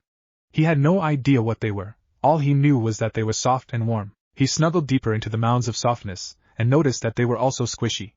Wherever I am, I hope I never leave, he thought to himself before falling back asleep. Yugao on the other hand woke up and found that Naruto was nearly suffocating himself in her expansive bosom. Man, I'm so glad I wore that sports bra today. C-cups are so troublesome. The cat operative thought to herself as she started to try and pull Naruto away from his human pillow. It's time to get up, Naruto, she sweetly said as she tried to shake him awake. He groaned as he returned to consciousness and looked at where he was and smiled. But I don't want to leave, he whined as he bit further into her bosom. Well, you have to because today you have a busy day ahead of you, Kakashi said as he was cooking breakfast over the fire pit that Naruto used yesterday. Naruto sighed and released his monopoly on Yugao's chest. He sat up and looked at his new sister figure in the eyes and smiled. He got off of her and walked over to where his clothes were. He grabbed some and went further into his cave to change. Once he came back, he was ready to eat breakfast. So what are we going to do today? Naruto asked as he ate the food that Kakashi cooked. Well, first we are going to go to our apartment, Yugao said with a smile. Why are we going there? Kakashi asked as he ate his own food. Well, I have stuff there for little Naruto, she says with a smile on her face. Oh, okay, I guess that works, but then we have to go see the Hokage to tell him that our mission is complete, Kakashi said and I smile. After the trio cleaned up breakfast, packing away all of Naruto's furs and weapons, they walked out of Naruto's cave and into the forest of death. Naruto turned around and looked at his cave and sighed to himself. So I'm guessing that was the last time I was going to be in there, right? Naruto asked as he held Yugao's hand. Yup, you're gonna be living with us if all goes well with the Hokage, Yugao said with a smile on her face. She was excited that she was going to be able to see Naruto on a regular basis. Now she could fulfill her promise to her sensei. Okay, Naruto let go of Yugao's hand and started to do hand signs which intrigued Kakashi. Abruptly he stopped and slammed his hands on the ground while shouting, Earth style, rock wall jutsu. Yugao and Kakashi were both shocked that Naruto could do a jutsu. They didn't know that he knew that, and to be able to perform one like that at the age of 4 was incredible. Wow, Naruto, Kakashi said as he shook the shocked look from his face. I didn't know you knew jutsu. How many do you know? Yugao asked with excitement written on her face. She couldn't wait to brag about her new Oto to all of her friends that also had younger siblings. Yeah, they come in really handy when trying to catch and trap large animals, he responded as he walked over to Yugao and grabbed her hand. He then went on to explain all the jutsu that he knew, which shocked Kakashi the most. To think that he has all those down at the age of 4. I didn't even have that when I was 8 or 9. He's incredible, Kakashi thought to himself as he looked at Naruto, who was still smiling from the praise. Well, I guess it's time for us to get going. We're burning daylight, Kakashi said with a nice smile, and like that the duo left with Naruto, who was stepping out of the forest of death for the first time in over a year. He was excited about all the new things that he was going to learn, and all the things that he was going to experience now that he had discovered his family, his long-lost family. Forest of Death, December 27th, 51 AFK. So Nichan, what are we going to be doing today? Naruto asked as they made it out of the Forest of Death. He hadn't been out of the forest in a very long time, but he still had some memories of running for his life from the angry villagers. Well, Oto, we are first going to get you some new clothes. Then we are going to go shopping for your room, Kakashi explained as he eyed some of the villagers that were looking at him, Naruto, and Yugao. Naruto didn't know what to do. He could now feel the emotions of the villagers and it was starting to affect him. He knew that people didn't like him because of the fox in his gut. He was fine with that, but now he could literally feel how people felt, and he was scared of it. Yugao saw that Naruto was getting anxious and put a hand on his head and rubbed it. What's wrong, Naruto-kun? She asked as she tried to make him feel better. All the villagers, they hate me, Naruto whispered to his sister, who scowled at the people who were walking by them. Some of them scowled at them, others just ignored them altogether. Don't pay attention to them, Oto, Yugao said as she picked up the 4-year-old. She held him close and carried him close to her chest in a protective manner. They don't matter. The only people who matter are you, your Ka-chan, Kashi-kun, and I, she said sweetly, to which Kakashi nodded his head. But I can still feel them. The glares, the anger, he whispered to his big sister, who frowned. But you can feel my love and see my smile. Yugao smiled at him, and he gave a small one back. Focus on the good feelings inside of the village. There may not be much, but it will make you feel much better in the long run. Naruto thought about what was said, and the longer he thought, the stronger the warmth radiating from Yugao and Kakashi got. He could feel their chakra almost wrapping around him, and it felt so warm. It felt amazing and he loved it. Okay, I'll only focus on the good and happiness in the village, he said with a wide smile as he burrowed deeper into the neck of Yugao. Alright, Oto, Kakashi said with a shout which made some of the ANBU around raise an eyebrow behind their masks. When did Kakashi-senpai get a little brother? They all collectively asked themselves as they watched the pair walk past them. After about 20 minutes of walking, Naruto, Kakashi, and Yugao walked up to a clothing store named Ninja Wares. They walked in and smiled at one of the attendants, who was restocking the store. Welcome to Ninja Wares. Is there anything I can help you with today? She asked as she looked up at the trio. Nope, we're just here to pick up some clothes for our Oto. Ka-chan wanted to get him a new wardrobe, so we're going to be here for a while, Yugao explained as she shifted Naruto to her hip. Alright, we can do that for you. Just let us know what you want to buy in bulk and we'll have it ordered, the attendant said with a warm smile on her face. Thank you, Kakashi said as they walked past her and to the kids section of the store. Alright Naru, what do you want? Yugao asked as she started sifting through the clothes that were on the racks. Wait, I get to pick? He asked excitedly, which made Yugao and Kakashi look at him funny. Yeah, what do you think that we were just going to give you clothing and expect you to wear it? Kakashi asked his brother, who at this point had stars in his eyes. Well, yeah. That's what the mean lady used to do. Then she kicked me out. When I was in the forest, my friends and I hunted animals and skinned them. Kao-chan taught me how to make thread and sew to make clothing. He explained to his sibling, who looked at him with wonder. Wow, Oto, that's really cool. Yugao said as he smiled at the small boy. Thanks, Ne-chan. He smiled as he walked towards some of the clothing. Ka-chan, are you awake? He asked his mother, who had just gotten up and made herself a cup of hot tea. Yes, Naru, I just woke up and made tea. What's up? She asked as she sipped her tea. We're getting clothing and I wanted to know what you wanted me to get. He said as he sifted through some of the items and felt them in his hands. Well, I would get some casual clothing. Clothing that you can play in and walk around it. I would also get some training clothing so that you can train and exercise in. Ask Yugao about training clothing and she'll get some for you. Akari watched her charge shop and was very happy when he picked out clothing that was dark red and orange. Well, he definitely got his mother's color palette. She smiled to herself as thought back to her second container. After about an hour, Naruto had picked out several outfits ranging from green shorts and white shirts to orange shirts and black pants. He had thought about his time in the forest and how he needed to be ready for anything, so he blended his casual and training styles into one all-around wardrobe. When he went to show Kakashi, he smiled and nodded his head. Yugao, look at what Naru kicked out. He yelled, which got Yugao's attention. She walked over and smiled at her brother. Good job, Naruto. You picked both stylish and practical. They even have pockets so that you can carry lots of stuff.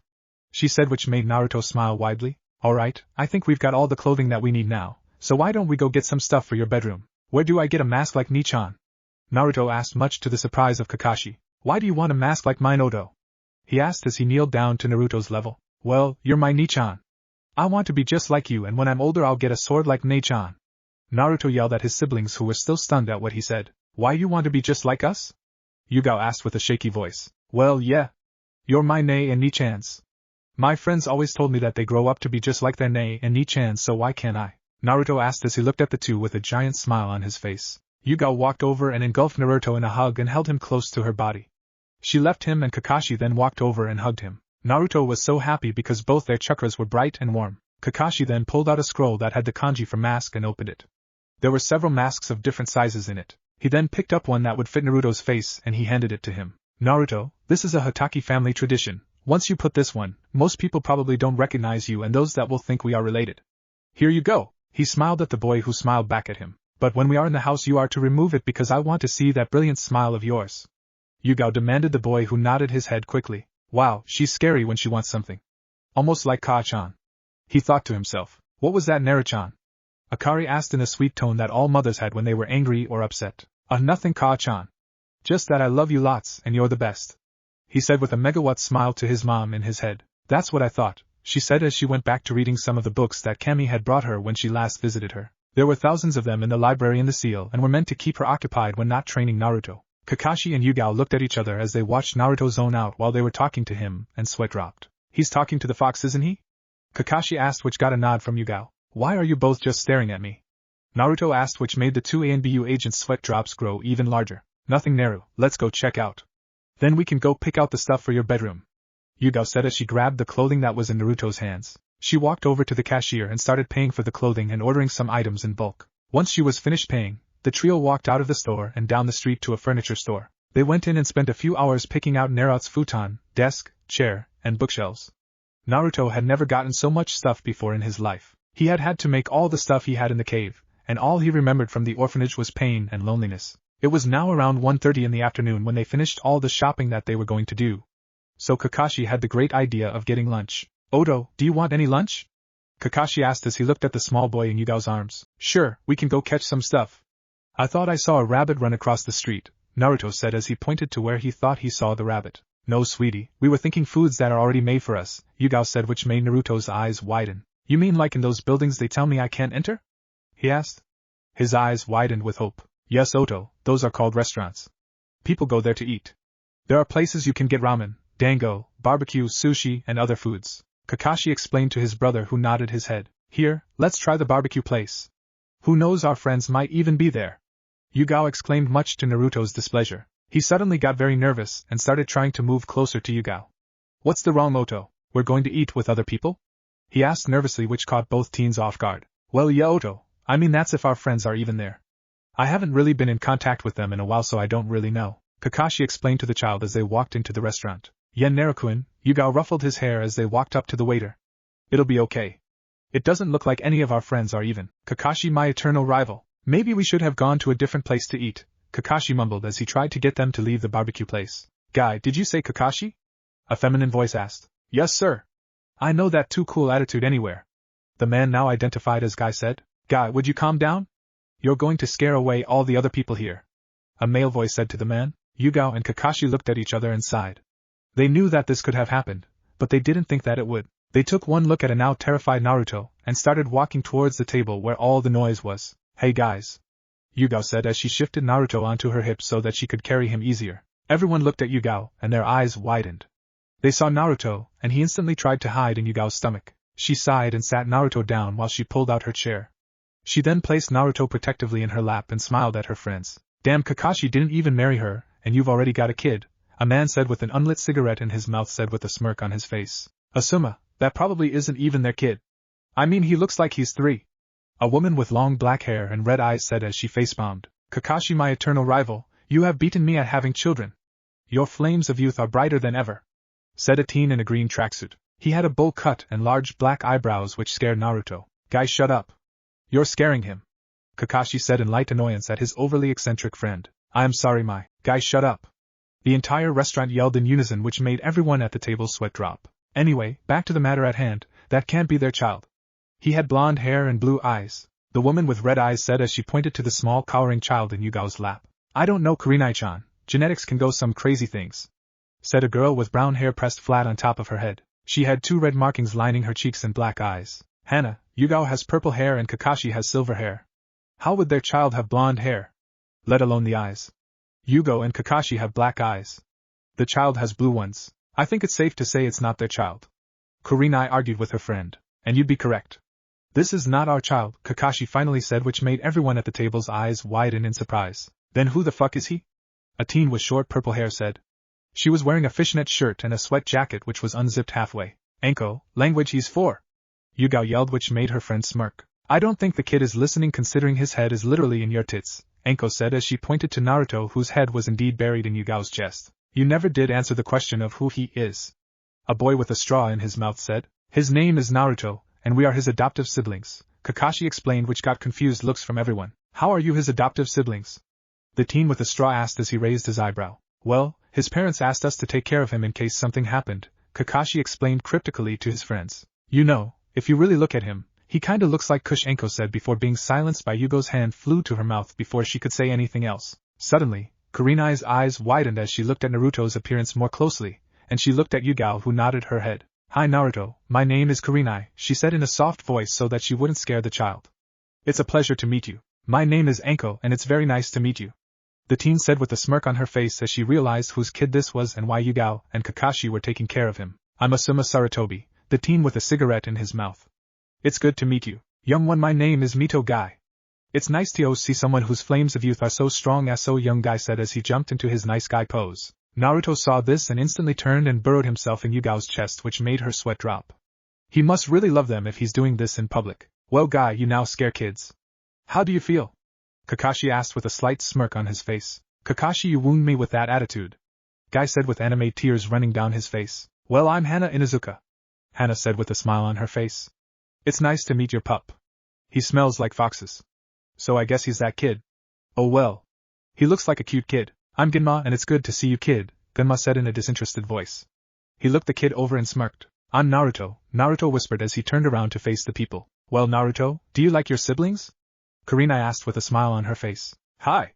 They are really nice and they got me clothes and a new bed, Naruto said a little louder as he was starting to get more comfortable with the group. That's great.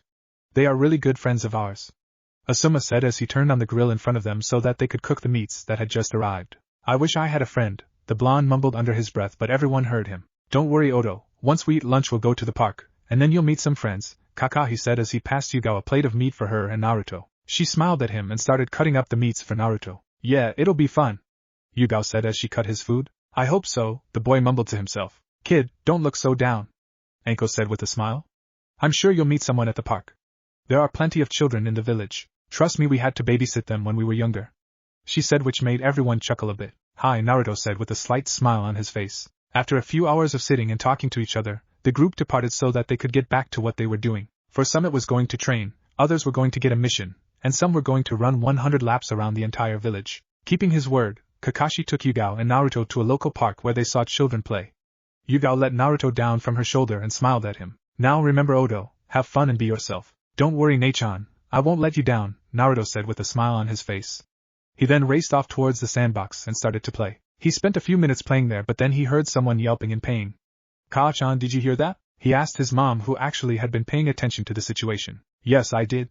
It sounded like a little girl was in trouble, she said as she bookmarked her book to be more observant of her son's surroundings. Alright, I'm gonna go find her. He took off into the direction of the noise and soon found himself at the scene of 3 much older boys picking on a girl with shoulder-length blue hair and very pale eyes. Ha, look at what stupid pale eyes did, one of the boys said to the girl. I'm sorry, she said quietly. I didn't mean to hit you, she stuttered as she kneeled on the ground in front of the boys. Well, you did. So now you have to pay the price, another one of the boys said as he shoved the girl back into the ground. Naruto had had enough. He hated to see people or animals get picked on by older animals, so he ran in front of the boys and started yelling. Hey, why are you hitting this beautiful girl? He called me beautiful. And he's defending me, the girl excitedly thought as she watched her savior speak. Hey punk, get lost, we just want to make that pale-eyed freak pay for hitting us. The leader of the boys shouted at Naruto. Hey buddy, it doesn't look like you're that hurt, so why you just leave before you actually get hurt? Naruto said as he subtly went into his taijutsu stance. Oh yeah? And what are you going to do if we don't? He asked the short blonde who growled at all 3 of them. Well, I'll do this. Naruto then sprinted to the first one and kicked him in the leg. As the boy was falling, he then jabbed him in the throat and shoved him to the ground by grabbing his shoulder. The second boy was coming at Naruto from behind, but Naruto was able to predict where he was coming from. He leaped over the child and slammed his leg into the teen's middle back. This caused the boy to go sprawling into the ground. The leader had watched all this take place and was very angry at Naruto. You think you can just walk in here and hurt my friends because I hurt the freak? He yelled but didn't get a response from Naruto, who simply stared at him. No one injures or yells at my friends and gets away with it, Naruto yelled as he changed the boy and jumped over him. He grabbed the large boy's arms and flipped him over, making him land on his back. Naruto then twisted the boy's arm and punched him in the face. Once the boys were now unconscious, Naruto turned his head to see the girl he had saved staring at him in wonder and awe. Hey, I'm sorry if I scared you, Naruto said quietly. And no, it should be me apologizing to you, the girl said with a stutter. I should have been Strogner. Naruto looked at the girl and smiled at her. Don't worry about it, I'll always help my friends, that is if you still want to be friends with me after this, Naruto said as he shyly smiled at her. Why you want to be my friend? She asked him, and he nodded his head much to her surprise. Well yeah, you're really pretty and you have beautiful eyes, Naruto said with a wide smile as a blush appeared on her face. I'll be your friend, the girl said with a blush on her face. Yay! Naruto shouted as he ran to hug the girl, who in turn blushed even brighter. I've never had a friend before, he shouted at the top of his lungs. I've never had a friend either, she said quietly into his chest. Once the pair stopped hugging, Naruto led her to his sandbox. He then sat down and patted the ground in front of him so that she could sit. What do we do now? He asked her, and she shrugged. And maybe we should say ORN names and stuff about ourselves, the girl said softly, which made Naruto nod his head. Okay. My name is Naruto Uzumaki Daddybayo, he said with a wide smile. I like playing with foxes, my Nichan, and now you, he said, which made the girl blush even more. And my name is Hinata Hyuga. Hinata stuttered but smiled shyly. I like MIK Kasama, and Titu-sama. I also like F flowers A and now you. 1, Hinata said with a slight blush on her cheeks. Alright Hinata-chan. Let's build a sandcastle together, Naruto said as he grabbed a bucket and started filling it with sand. Oh, okay Naruto-kun, she smiled as she helped her friend build the castle. This went on for hours. They played in the sandbox. Hinata taught Naruto how to play on the swings. They played tag. They even placed hide and seek. They were having a blast until Hinata's mom walked over to them and said that she had to go home. Do you have to go, Hinata-chan? Naruto asked as he tried to get her to stay for a little longer. I'm sorry Naruto-kun, but Hinata has to get ready. There's a big party happening tonight at the compound, Hitomi said as she smiled at the boy. Wait, is that he acts just like her but looks like him? Okay, but will I see you again? He asked as he sniffed a little. Of course you will, Hitomi said with a smile on her face. You'll see her real soon. Sarutobi is going to hear about this, Naruto smiled and ran to hug his friend one last time before she left. It was getting dark out, and so he went to go find Kakashi and Yugao who were asleep in each other's arms. "Nakan!" he yelled, which woke up both teens in a huff. "Huh!" Yugao groaned as she looked around until she saw Naruto standing in front of her smiling. "Oh Naruto, it's you. Did you have a good time at the park?" "Hi! I met a new friend. Her name is Hinata," Naruto shouted as he climbed into her lap to sit. "That's great, Oto, but it's time to go home and eat dinner. Then we go to sleep and figure out what we do tomorrow," Kakashi said with a nice smile. The trio left the park and headed to Kakashi and Yugao's apartment. They had been friends for years and decided that when they joined the ANBU that they would share an apparent together so that they weren't alone. They had a 3-bedroom 2.5-bath apartment near the center of Konoha. Since they were in ANBU, they could afford the place along with money to save and send. Naruto entered his new house and immediately started running around the place. He looked at all the cool stuff that was there. In the apartment, there was a nice kitchen, a sitting room with a sofa and love seat, a TV, and a large window. The next room he found was one of the bathrooms. Then he found a room that was colored deep blue. The bed was made and there were some photos and spare dog ANBU masks in it. He left that room and walked towards the room next to it. This room was colored light purple and had some pictures in and a rack with swords on it. Once he left that room, he found the room that was going to be his. There wasn't anything except for a few boxes and some cleaning supplies. "Well, Oto, it looks like you found where your room is going to be," Kakashi said from behind him. "Yeah, I can't wait," he said with a smile on his face before they left, and went to the kitchen. The trio sat down and ate Yugao's stir-fry. They talked for a few hours until it was around 10:30 p.m. Since Naruto didn't have a room yet, Yugao let him sleep with her since he was already attached to her. They entered her room and she changed him into one of her t-shirts. This one was light gray and said property of a kick-ass kunoichi. Yugao kissed him on the forehead and wrapped her arms around him so that they would go to sleep. Little did he know he wouldn't be getting much soon. Hyuga compound. It was late at night when a lone figure crept into the Hyuga compound. He wore a blank mask and had a large empty sack in his hands. He jumped from rooftop to find who he was looking for, Hinata Hyuga, the heiress of the Hyuga clan. He stopped at one of the windows and smiled to himself. "I found her," he whispered to no one in particular. Hinata was sitting in her room thinking about her new friend. He had saved her from the bullies and had become her friend. He had even called her beautiful. She blushed at the thought of him calling her that. She smiled at the thought of them seeing each other again. Little did she know she would get her to wish. Suddenly, there was a loud crash from her window. A masked man had entered her room and was towering over her. "Who are you?" she asked the man, who merely chuckled at her. "Who, me?" He walked over and chopped her on the juncture of her neck and skull. "I'm your worst nightmare." Naruto's apartment. Naruto woke up with a start from his slumber in Yugao's bosom. He looked around and sighed to himself, but then he felt it. He felt a bad feeling in his head, almost like warning sirens were going off. "What's going on?" he thought to himself as he sat up in the bed that he and Yugao were currently sharing. Then it hit him again. "Ka-chan, are you awake?" he asked his mother. He frowned when he didn't get a response from her, meaning that she was asleep. "Great, looks like I'm solo for this." He looked around and didn't see anything in danger, but then he felt it for the third time. He could feel that something bad was happening. He could feel the anxiety and fear in the chakra. "Wait, that's it!" Naruto yelled in his head. He quickly closed his eyes and sat to expel his chakra faintly so that he wouldn't wake up Yugao. After 3 minutes of searching, he found it. Hinata was scared of something, and she was moving. Naruto looked at the clock and saw that it read 2:38 a.m., and his eyes widened. She's supposed to be asleep, not moving.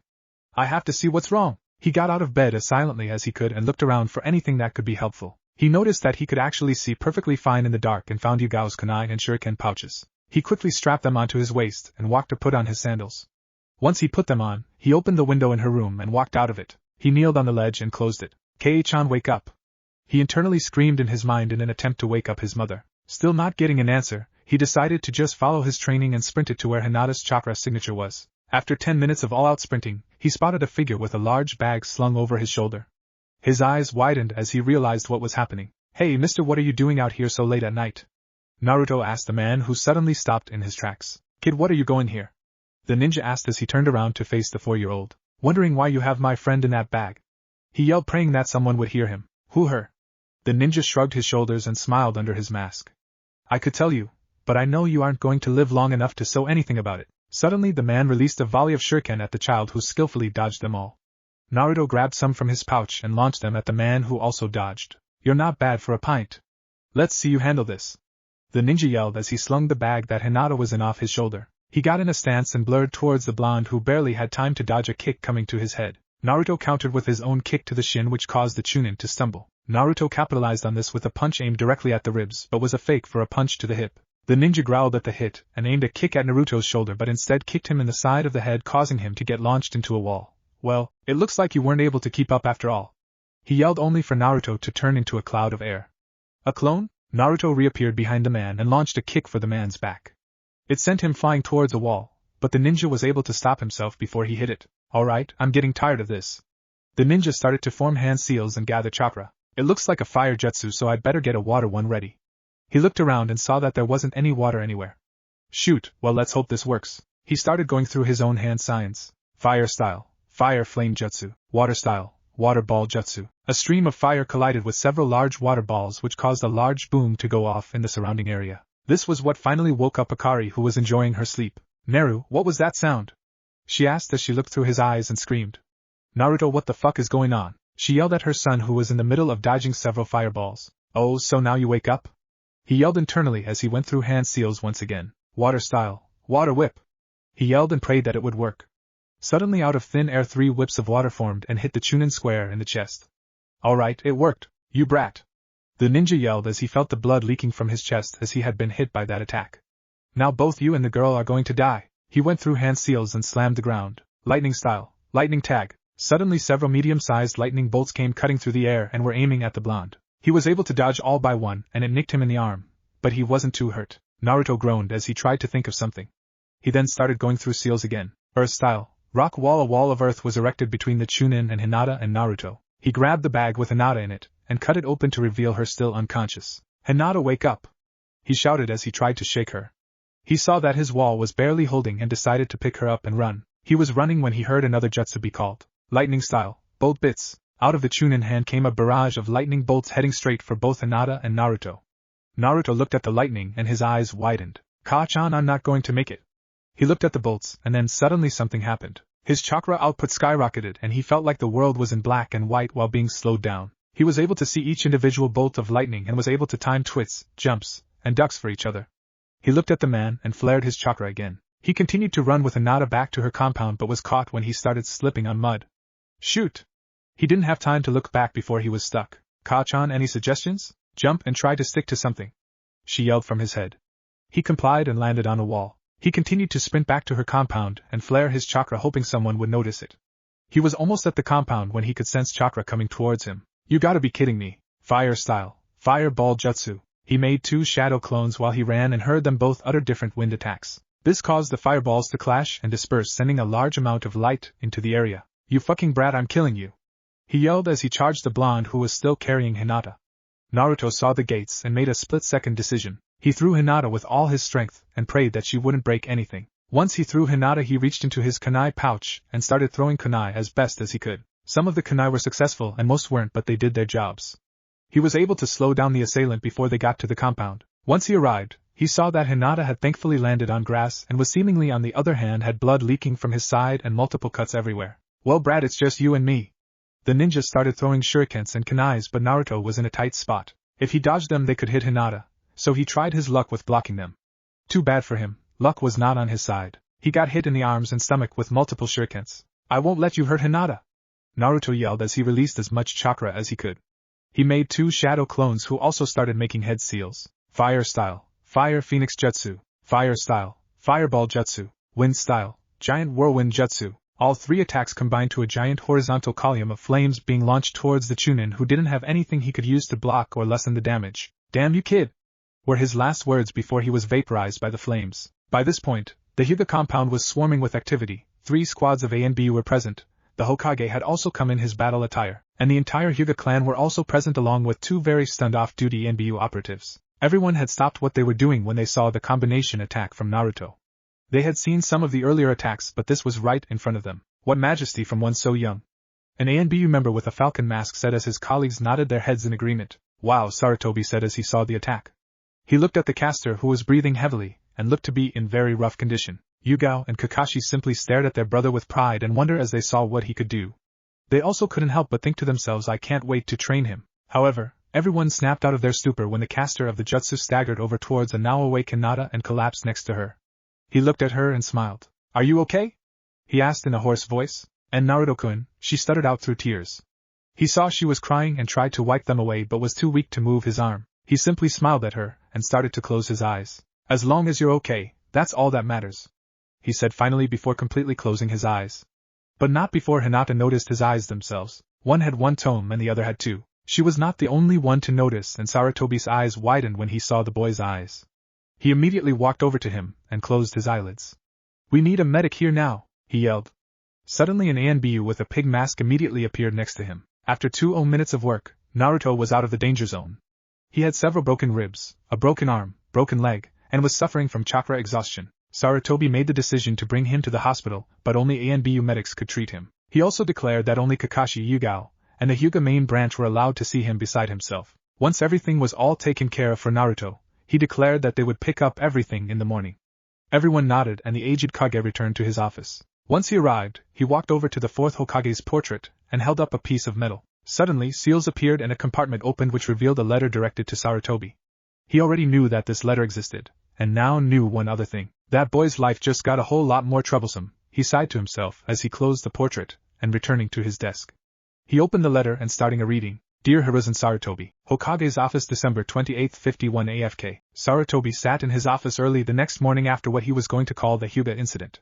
He had just gotten himself some breakfast and taken a nap. After everything that had happened last night, there were still some things that troubled him right now. One of those things being how the intruder got into the village in the first place. He had to now not only check that the barrier seals made by the late Mito Uzumaki were still intact, but that the barrier squad wasn't asleep on the job last night. He frowned at the thought of having to go check on those poor people. Their job was already hard enough and he probably was going to be making it harder. The next thing on his ever-growing list of problems was the fact that a 4-year-old was responsible for not only finding the intruder, but also fighting said intruder, saving the Harries of a clan, and getting severely injured in the process. Sarutobi had no clue what happened, and he probably wouldn't be getting that information for a while seeing as the boy was so badly injured from his fight. Speaking of said boy, he now had to figure out what to do with him.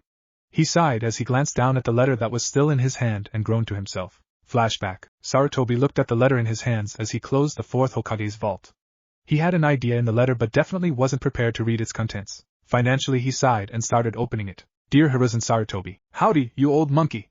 It's me, the 4th Hokage, Minato Namikaze.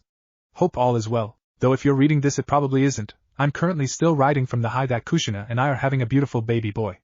Only 17 more weeks to go. Anyway, if you're reading this letter it means that something less than desirable has happened to me in Kushina. Wonderful segue I know, but I'm writing this paranoid so here we are. Hiruzen laughed at the total understatement that was just written. He laughed and cackled in his office at 2 a.m. He laughed at all the times Kushina would hit Minato over the head to get him to stop worrying. All the times he would come up with crazy scenarios that would happen over one tiny little thing. All the times Mikoto would yell when they were a genin team over Minato's craziness. I guess this one time he was right. The aged Kage sighed as he whipped a tear that was threatening to leak from his eye and get on the paper.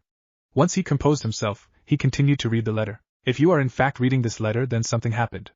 I hope my child is still alive. I'm sure he is. You wouldn't let anything bad happen to him, but something definitely happened with him. So let's go over some scenarios that I've come up with in case something interesting happened. This piqued Sarutobi's interests. He had been aware of some things that Minato had set up from Naruto in case something had happened, but to think that some of these things had been planned out for this long. He didn't know what to feel. So he read on. Due to my parents, there is a specific dojutsu that has the likelihood of awakening. It should awake when he's older if it awakens at all, but in case it does happen and he's young, I want you to take him to his godmother, Mikoto Uchiha. I already gave her a letter detailing all this, though she did say that I was crazy for thinking so far ahead. If he awakens the Sharingan, take him to her. She'll know what to do. Whatever you do, do not tell the clan or Danzo. The clan won't like that he has it, and will start asking questions that you know or I want to answer. I don't like Danzo. Never have, never will. And if he's anything like me or his mother, he's gonna be smart, which will attract his attention. I guess this is what happens when you are the son of 2 prodigies. This means I want you to keep my son having the Sharingan a secret for as long as possible. Mikoto will understand what's going on and will keep it a secret with the Gaku. The only people I trust with this is Hitomi, how other godmother, Kakashi and Yugao. That's it. Sarutobi's eyes widened at the idea. She's his godmother? I thought that it was just Hitomi and Jiraiya that were his godparents. He thought to himself as he mentally prepared himself for the hell that was going to come from this. I'll need to inform them immediately. I bet you're currently throwing yourself for a loop over that tidbit of information. I still have my secrets, you sneaky old monkey. Yes, Mikoto is one of his godparents along with Hitomi Hyuga, Kushina's best friend. I don't even want to tell you the fight we got into picking them. But anyway, should something happen and he gets the Sharingan, just say the following. You didn't finish your S's and you left out 3 commas, and she'll know what's going on. Again, I really hope that this doesn't happen, but we don't always get what we want. On to the next part of the letter. If something happens with the fox when he's born, I have already talked to Kakashi and Kushina has talked to Yugao. He is to stay with them. He is to go with them and only them unless something happens to either of them, and you deem that they can't take care of him. They are his adopted siblings and have the right to take care of him. If you want an idea for who to take him in besides those two, Hitomi and Mikoto since they are both his godmothers, Tochi Ichiraku since he's my best friend, Jiraiya. Though if I'm dead he's probably off doing Kami knows what with his spy network, the toads on empty Maiboku. And only if all those options are either indisposed or unavailable, which I will find laughable. Give him to Tsunade. She is the last resort option. If I'm dead that means that most likely Kushina is as well. Tell her that he's alive and is staying with someone higher on the list. We all know that she can't take care of a baby when she's grieving. Whatever you do, do not put him in an orphanage. I have a feeling that just won't go well if he becomes the Jinchuriki of the Nine Tails. Also, don't reveal his status to the council if you can avoid it, but at the point you read this, it could be too late. The aged Kage reread that entire paragraph over and over again for what seemed like hours. He looked at every word that was on the page and wept. He had messed up. He had done the one thing that Minato had explicitly asked him not to do. He should have read the letter earlier. He knew it was there, but always figured that it was his will. But no, he had read that the day after the Nine Tails attacked. If he had only read this letter, so many things could have been done differently in regards to Naruto. Naruto, I have failed you. I have failed you time and time again. I swear on every bone in my body, every ounce of strength and chakra, every fiber of my being, I will not fail you again. I will not waver in this. The old man yelled as he held the letter in his hand. He sighed and continued to read the letter that could have changed everything. In any case, whether you read this or not, Kakashi and Yugao already know to take him in. So just let them take him and you'll be fine. Kakashi has the Sharingan, and can train him need be, but I'd rather it be Mikoto. In case he gets his mother's chakra chains, Yugao has a copy of Kushina's scrolls and so does Hitomi. If he gets something crazy, well, he can put his Brian to the test and figure it out. Oh, and if you could, start him on seals early. You never know, you could have a potential seal master on your hands. Well, you old monkey, I'm sure you have plenty of other things to do today. So I hope you have a good day. Sometimes I know that office gets stuffy. Oh, and in case you aren't already, I name you my successor in case I die and don't name a successor, but I'm sure you kindly retook the mantle. Have a good one, and please tell my son, whatever his name is, that I love him. If he's anything like me, he'll figure out who I am soon enough, but don't tell him in case he doesn't. May the will of fire forever burn bright. Minato Namikaze, 4th Hokage of Konoha. Smiley face. P.S. In case shit does in fact hit the fan and my son is made the Jinchuriki, the fox has agreed to take care of him. Kushina specifically told me not to interfere with her. I haven't made the seal in case it happens, but it most likely will have a key. Do not block her off. She'll make herself known to him when he's like 6, or if something really bad happens to him. Have fun with the fallout of whatever situation you're in which is making you read this letter. Sarutobi at this point was a crying mess. He had to fix this. He had to fix all of it. He just didn't know how to do it. He had to talk to so many people now and tell them about what he read. He knew Yugao and Kakashi were going to murder him. Hitomi and Mikoto were also going to be pissed that they weren't informed that Naruto was even alive. He didn't even want to think about what Tsunade would do once she found out that she still had family around. Well, I guess I gotta fix this, he mumbled to himself as he lifted himself off of the floor and to his couch. I need some sleep, he mumbled to himself as he looked at the clock in his room.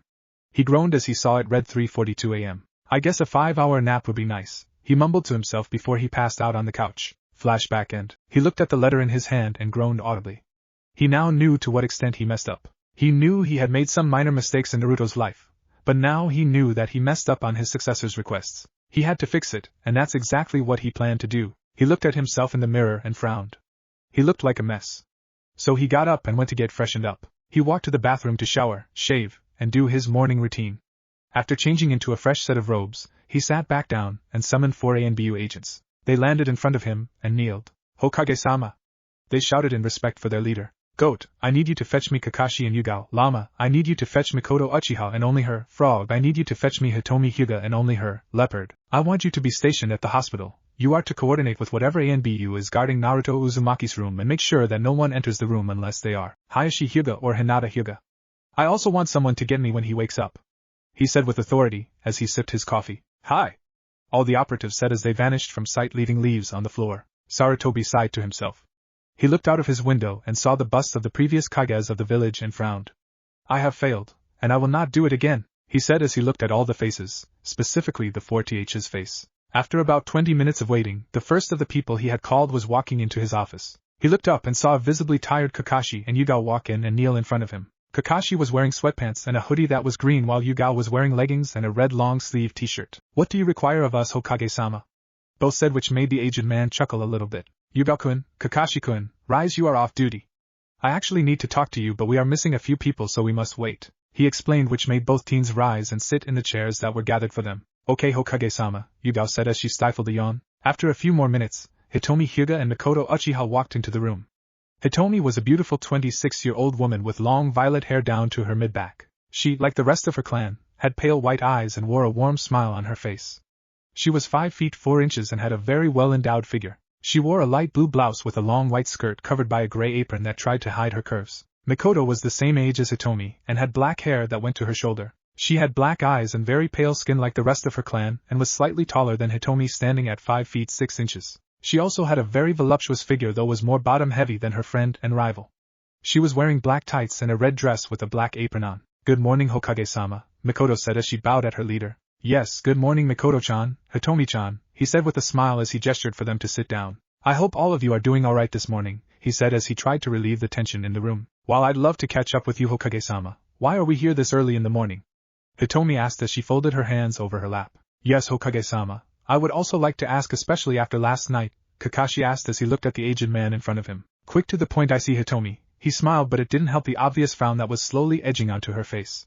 He sighed and gestured for the ANBU in the room to leave. Before we start, I would like each of you to use your dojutsu to see that there is no one else in this room besides us, he said, which made the 3 people in front of him nod their heads. Hitomi, Mikoto, and Kakashi revealed their eyes and looked around the room to make sure it was secure. They all nodded their heads to signify that there wasn't anyone else in the room. Once that occurred, Sarutobi started going through hand and whispered, impenetrable silence barrier jutsu. The occupants of the room's eyes widened when they realized what he was doing. Yugao looked at Sarutobi and raised an eyebrow. Hokage-sama, what's going on? She asked, much to the appreciation of the other 3 people. Hiruzen sighed as he pulled out the letter from Minato. He handed them the 4 copies he had made to the people sitting in front of him and mentally prepared himself for what was about to happen. As you may know, last night the Hyuga compound was infiltrated by a rogue ninja. We don't know where he came from or what rank he was. The only 2 people to see him are Hinata Hyuga, who hasn't been questioned yet per the request of Hayashi Hyuga, and Naruto Uzumaki, who is currently unconscious and in a coma due to chakra exhaustion and sustaining many life-threatening injuries. He looked at the room and took in the reactions. Kakashi and Yugao had already known this since they saw him enter the hospital. Hitomi was less surprised than Mikoto. She was there last night when she heard all the commotion. She had seen Naruto fighting the man and save her daughter. Mikoto was totally surprised at what happened. The Uchiha compound was on the other side of the village, so she hadn't heard or seen anything happen. Is he okay? The Uchiha matron asked urgently to the man, who nodded his head. He suffered from very bad chakra exhaustion, multiple cases of internal bleeding, 3 broken ribs, a concussion, a punctured lung, and lightning and fire burns, Sarutobi explained. Do we yet know who did this? She continued to ask and was angered by the response she got from the old man. Unfortunately, we do not know who was responsible for the attack and kidnapping. And we never will know because Naruto incinerated him with a combination jutsu that most Chunin couldn't pump out, let alone a 4-year-old at the end of a fight with severe injuries, all while trying to protect someone. Wait, what? Mikoto asked, which made Hitomi smirk slightly. It took 15 minutes to get Mikoto up to speed on what happened last night, and she was impressed with the child. Okay, that's all well and good, but that still doesn't explain why we are here, Mikoto said, which made the 3 other people nod in agreement. Right, he pointed to the paper that was in front of each person and sighed before he steeled himself. What you are about to read is a SSS rank secret. What you are about to read and discuss is confidential. You can't repeat it to anyone. If you do, you and the person you revealed it to will be murdered. The only person you can talk to about any of this is Naruto once he is made aware of this, or he figures it out himself. Am I clear? He said with ice in his voice, which made everyone in the room shiver. Hi, Hokage-sama. They all said, which made the man smirk. Still got it. He thought to himself as he mentally patted himself on the back. Good, you may now flip over the paper and begin to read. He then looked around the room at all the possible exits. His eyes widened when he realized he couldn't leave the barrier that he casted and started to sweat. He knew that he was going to be, in a sense, fucked when they finished reading that letter. He knew he was going to get a verbal shellacking of the likes that the world has never seen. He had to pray to Kami that they wouldn't kill him in the end. Suddenly he felt the temperature of the room drop to sub-zero temperatures. Sarutobi looked up and saw the fires of hell raging in the eyes of Yugao, Hitomi, and Mikoto. Kakashi just looked mad. He was alive? Hitomi screamed at the man in front of her. This entire time he has been alive, and you didn't tell anyone? That's not totally true, Yugao and Kaka. Oh, cut the shit, old man. Yugao yelled at her leader. The only reason we even know was because we were there when Minato-sensei flashed into the compound carrying Kushina-sensei and Naruto. I bet if it was up to you we wouldn't know at all," screamed a now crying Yugao. "You have to understand," he pleaded. "Understand what?" Everyone looked to see Kakashi with his Sharingan rapidly spinning. He was now standing and was releasing so much ki it wasn't funny. "What do we need to understand?" "These are specific instructions from Minato-sensei said for us to take care of him from day one. You refused to do it. You took that away from Yugao and me. Even after we told you repeatedly that they asked us to take care of him in case something like this happened, and all along it was written down." Kakashi raged as he directed all his ki at Sarutobi, who now suddenly looked his age. "I think we are forgetting the fact that you lied to us that he even was alive in the first place." Hitomi screamed. "The only reason I found out was because he was playing with Hinata in the park and said Kushina's verbal tick a few times. If I hadn't been there I wouldn't have known it was him. I haven't even met him yet," Makoto yelled as she cried. "I didn't know it was him. All the beatings I saw, all the times I saw him on the street, I didn't look at him lest my ass of a husband yell and scream at me for doing something to help. I could have raised him, given him the love of a mother, and yet you lied to me and pretty much all the clan heads. Do you want to know what Shikaku and Shibi are going to do when they figure it out? Does his grandmother even know he's alive?" The Uchiha matron cried as she looked down at the letter and finished reading it. Her eyes immediately widened when she saw the part about her in it. "I see you've read that little detail as well," Hiruzen sighed as he rubbed his face. "Mikoto, you didn't finish your S's and you left out 3 commas, he said as he watched the room grow silent. It was interrupted with sobs from Mikoto. "He awakened it?" she sobbed quietly and asked. The old man nodded his head. She then continued speaking in a quiet, bewildered voice. "He's the youngest one in the entire history of the clan. The only one to come close is Madara, and he did it at 9. That's unheard of." It's not correct," Sarutobi said with a frown. "Madara awakened it at 9 and that's true, but Minato awakened his at 7. This made Mikoto's eyes narrow. "How do you know this and I don't?" she asked with anger in her voice. She was the clan historian for awakened dates and ages, so she knew all of this information. She didn't care that Minato had the eye. Hell, she already knew he had it. She didn't however know when he got them, because I swore him to secrecy about it. Along with who his parents were, Sarutobi said, which made the eyes of everyone widen. "Wait, I know his mother but not his father," Mikoto said with a smile. "Her name was Jasmine Namikaze and she apparently died when he was 7. Her eyes widened as she realized why he awakened them. She then looked at his face out the window and said a silent prayer. "So we're just going to glance over the fact that Naruto awakened the Sharingan at the age of 4? Yugao yelled as she got the conversation back on topic. "Yes, the only 2 people who saw it were Hinata and myself," Sarutobi said, which made Mikoto look at ease. "Is that a good thing? I would think that you Ukayas would want to flaunt that he did it so young," Hitomi said as she glared at Mikoto. "Kami, yes, this is a good thing. Do you know what would happen? My ass of a husband would basically demand him be put into the Uchihas to be trained as a lifeless, emotionless puppet. He's doing the same thing with Itachi, and he hasn't even awakened his yet. It's a good thing I'm here. Now I can do what Minato-kun told me to do. He left for me to train him in the eyes because he was the only one he trusted other than himself." Mikoto explained, which got nods from everyone else. "How many tomes does he have, or did you not see them?" she asked. "I think I saw 1 in the right eye and 2 in the left. You will have to ask when he wakes up. Speaking of which, he needs to be trained," Sarutobi said, which made all their eyes widen. "Why does he need to be trained? He beat a Roguenin. I think he's pretty good for a 4-year-old. Hitomi asked the aged leader. "Because I have a feeling that will not be the last Rouge-nin that goes after Hinata or himself. He is currently living with Kakashi and Yugao, which is true, but they are frequently out on missions," Sarutobi said, which made Yugao and Kakashi frown. "The Hyuga clan can watch him," Hitomi said with a smile. "I'm sure he'd love to stay with Hinata," she said sweetly. "I can also come to your apartment and take him to a training ground to train him," Mikoto suggested, much to Hitomi's ire. "Minato-sensei and Kushina-sensei wanted all 4 of us to watch him in case they died," Kakashi said, which got the attention of all 4 people in the room. They all looked at the team to continue. "Why don't we all watch him? He lives with Yugao and me, but we are frequently busy, as you said. He can train with Hinata on Mondays, Wednesdays and Fridays. Then he trains with Mikoto-sama Tuesdays, Thursdays, and Saturdays. Then on Sundays we give him a break, or in case the fox wants to train him it can do it then. Or he can relax and be a normal kid," Kakashi said as he looked at Sarutobi, who smiled at the idea. "I agree with Kakashi-kun. I think that this allows everyone to have time with him."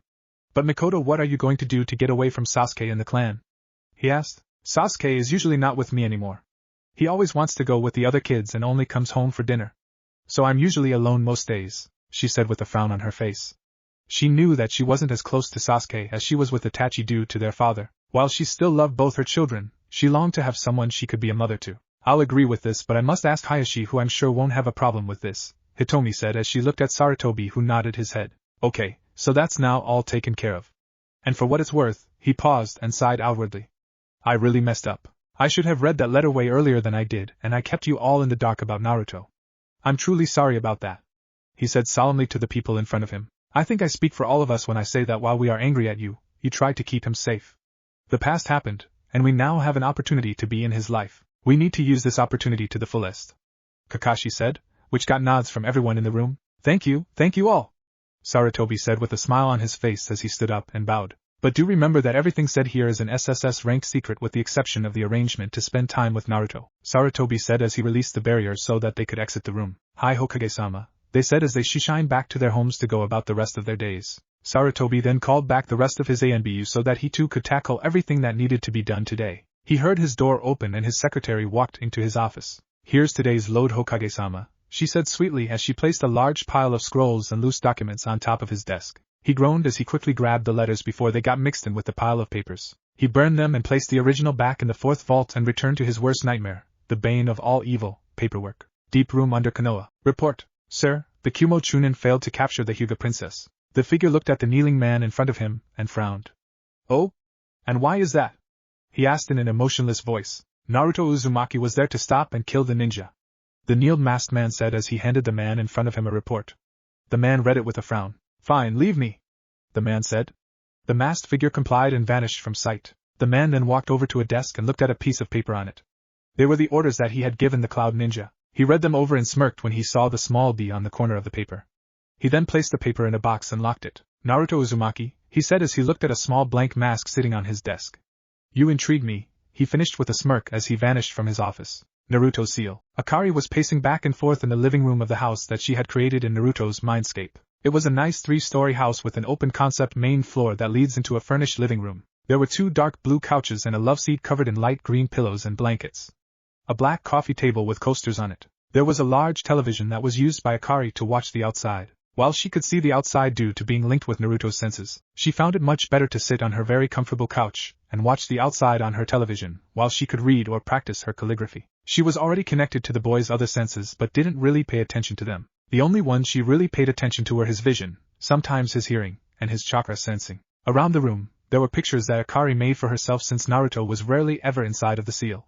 She had pictures of herself with her other 8 siblings. She had a picture of her and Mito Uzumaki, her first container who she actually befriended after 20 years. She had a few pictures of her and her 3 younger siblings Matatabi, 1, Chome, 2, and Namakuji, 3. She had a few photos of Minato and Kushina, some with just Kushina. Akari had been pacing the room when she saw a picture that made her stop. She was looking at a picture of the first time she had met her best friend, companion, and lover. It was a picture of herself in her human form and Kami sitting behind a waterfall. She smiled at the photo and started to look back on her relationship with the goddess and her life as a whole. Kami and Akari had been friends for millennia. They had been talking to each other since Akari had been wandering in the forests of what is now known as Fire Country. She actually met Kami when she was taking a break from watching over the known universe. Akari had been watching fish in the lake when the goddess walked over and sat. The two started talking and became fast friends. After a few centuries of talking, the two decided to become more than friends.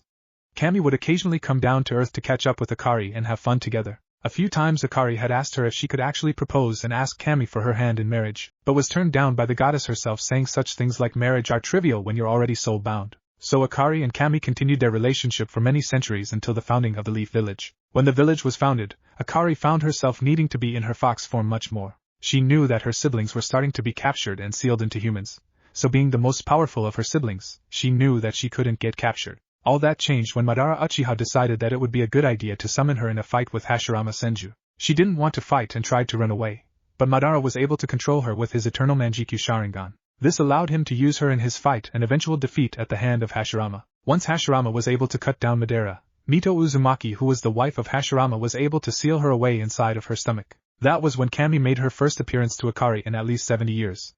She apologized to her lover and begged for her forgiveness, which the fox spirit gave her. They then proceed to smash in the head of Mito Uzumaki. Kami then made a point to see Akari at least once a month, if not more, from that point onwards. Mito had been meditating when she stumbled upon the duo talking in the black void of her mindscape. She at first was very confused about what was happening, but after a few conversations with Akari, they became good friends. Over the next 20 or so years, Mito and Akari had become the best of friends. It had gotten to the point where Mito found solace in her when her husband Hashirama was assassinated. The two had daily conversations, and when the time came for Akari to be transferred to Mito's granddaughter, Kushina, when the transfer was about to start, an old Mito entered the seal and gave Akari one last hug, and said her goodbyes. When Akari got transferred to Kushina, she was able to help guide the girl down the path she desired. Kushina became best friends with the fox, and was quite happy for the companionship. Akari and Kushina were such good friends, that when Kushina got pregnant, Akari promised to help protect and guide her son. Then something happened. Akari had been focusing on not breaking through the seal as Kushina was giving birth when she felt something pull her from the seal. She then realized that someone had pulled her free from the seal. She didn't know anyone with that kind of power but knew that they had to be strong. Akari tried to break free from the man who had summoned her, but it was too late as he had already trapped her in a very powerful genjutsu from his Sharingan. She was forced to go on a rampage throughout the Leaf Village. She had been rampaging through the village when she felt the illusion she was under be lifted. Still confused, Akari continued to destroy things. It wasn't until she realized that she was about to be sealed away. She looked at Kushina, who was in tears, and mouthed to her an apology. She witnessed her previous container nod her head and send her a kiss goodbye. Akari then found herself back in a dark void. She didn't have any idea of where she was but could assume that she was inside of Naruto, Kushina, and Minato's child. After a year, the seal began to take the shape of a sewer, which confused her greatly. Mito's seal was a cave, Kushina's was a gray void. She didn't understand what was happening until she heard a small baby cry. Confused, she looked and saw a small blonde baby. The baby was red and had small bruise marks all over his body.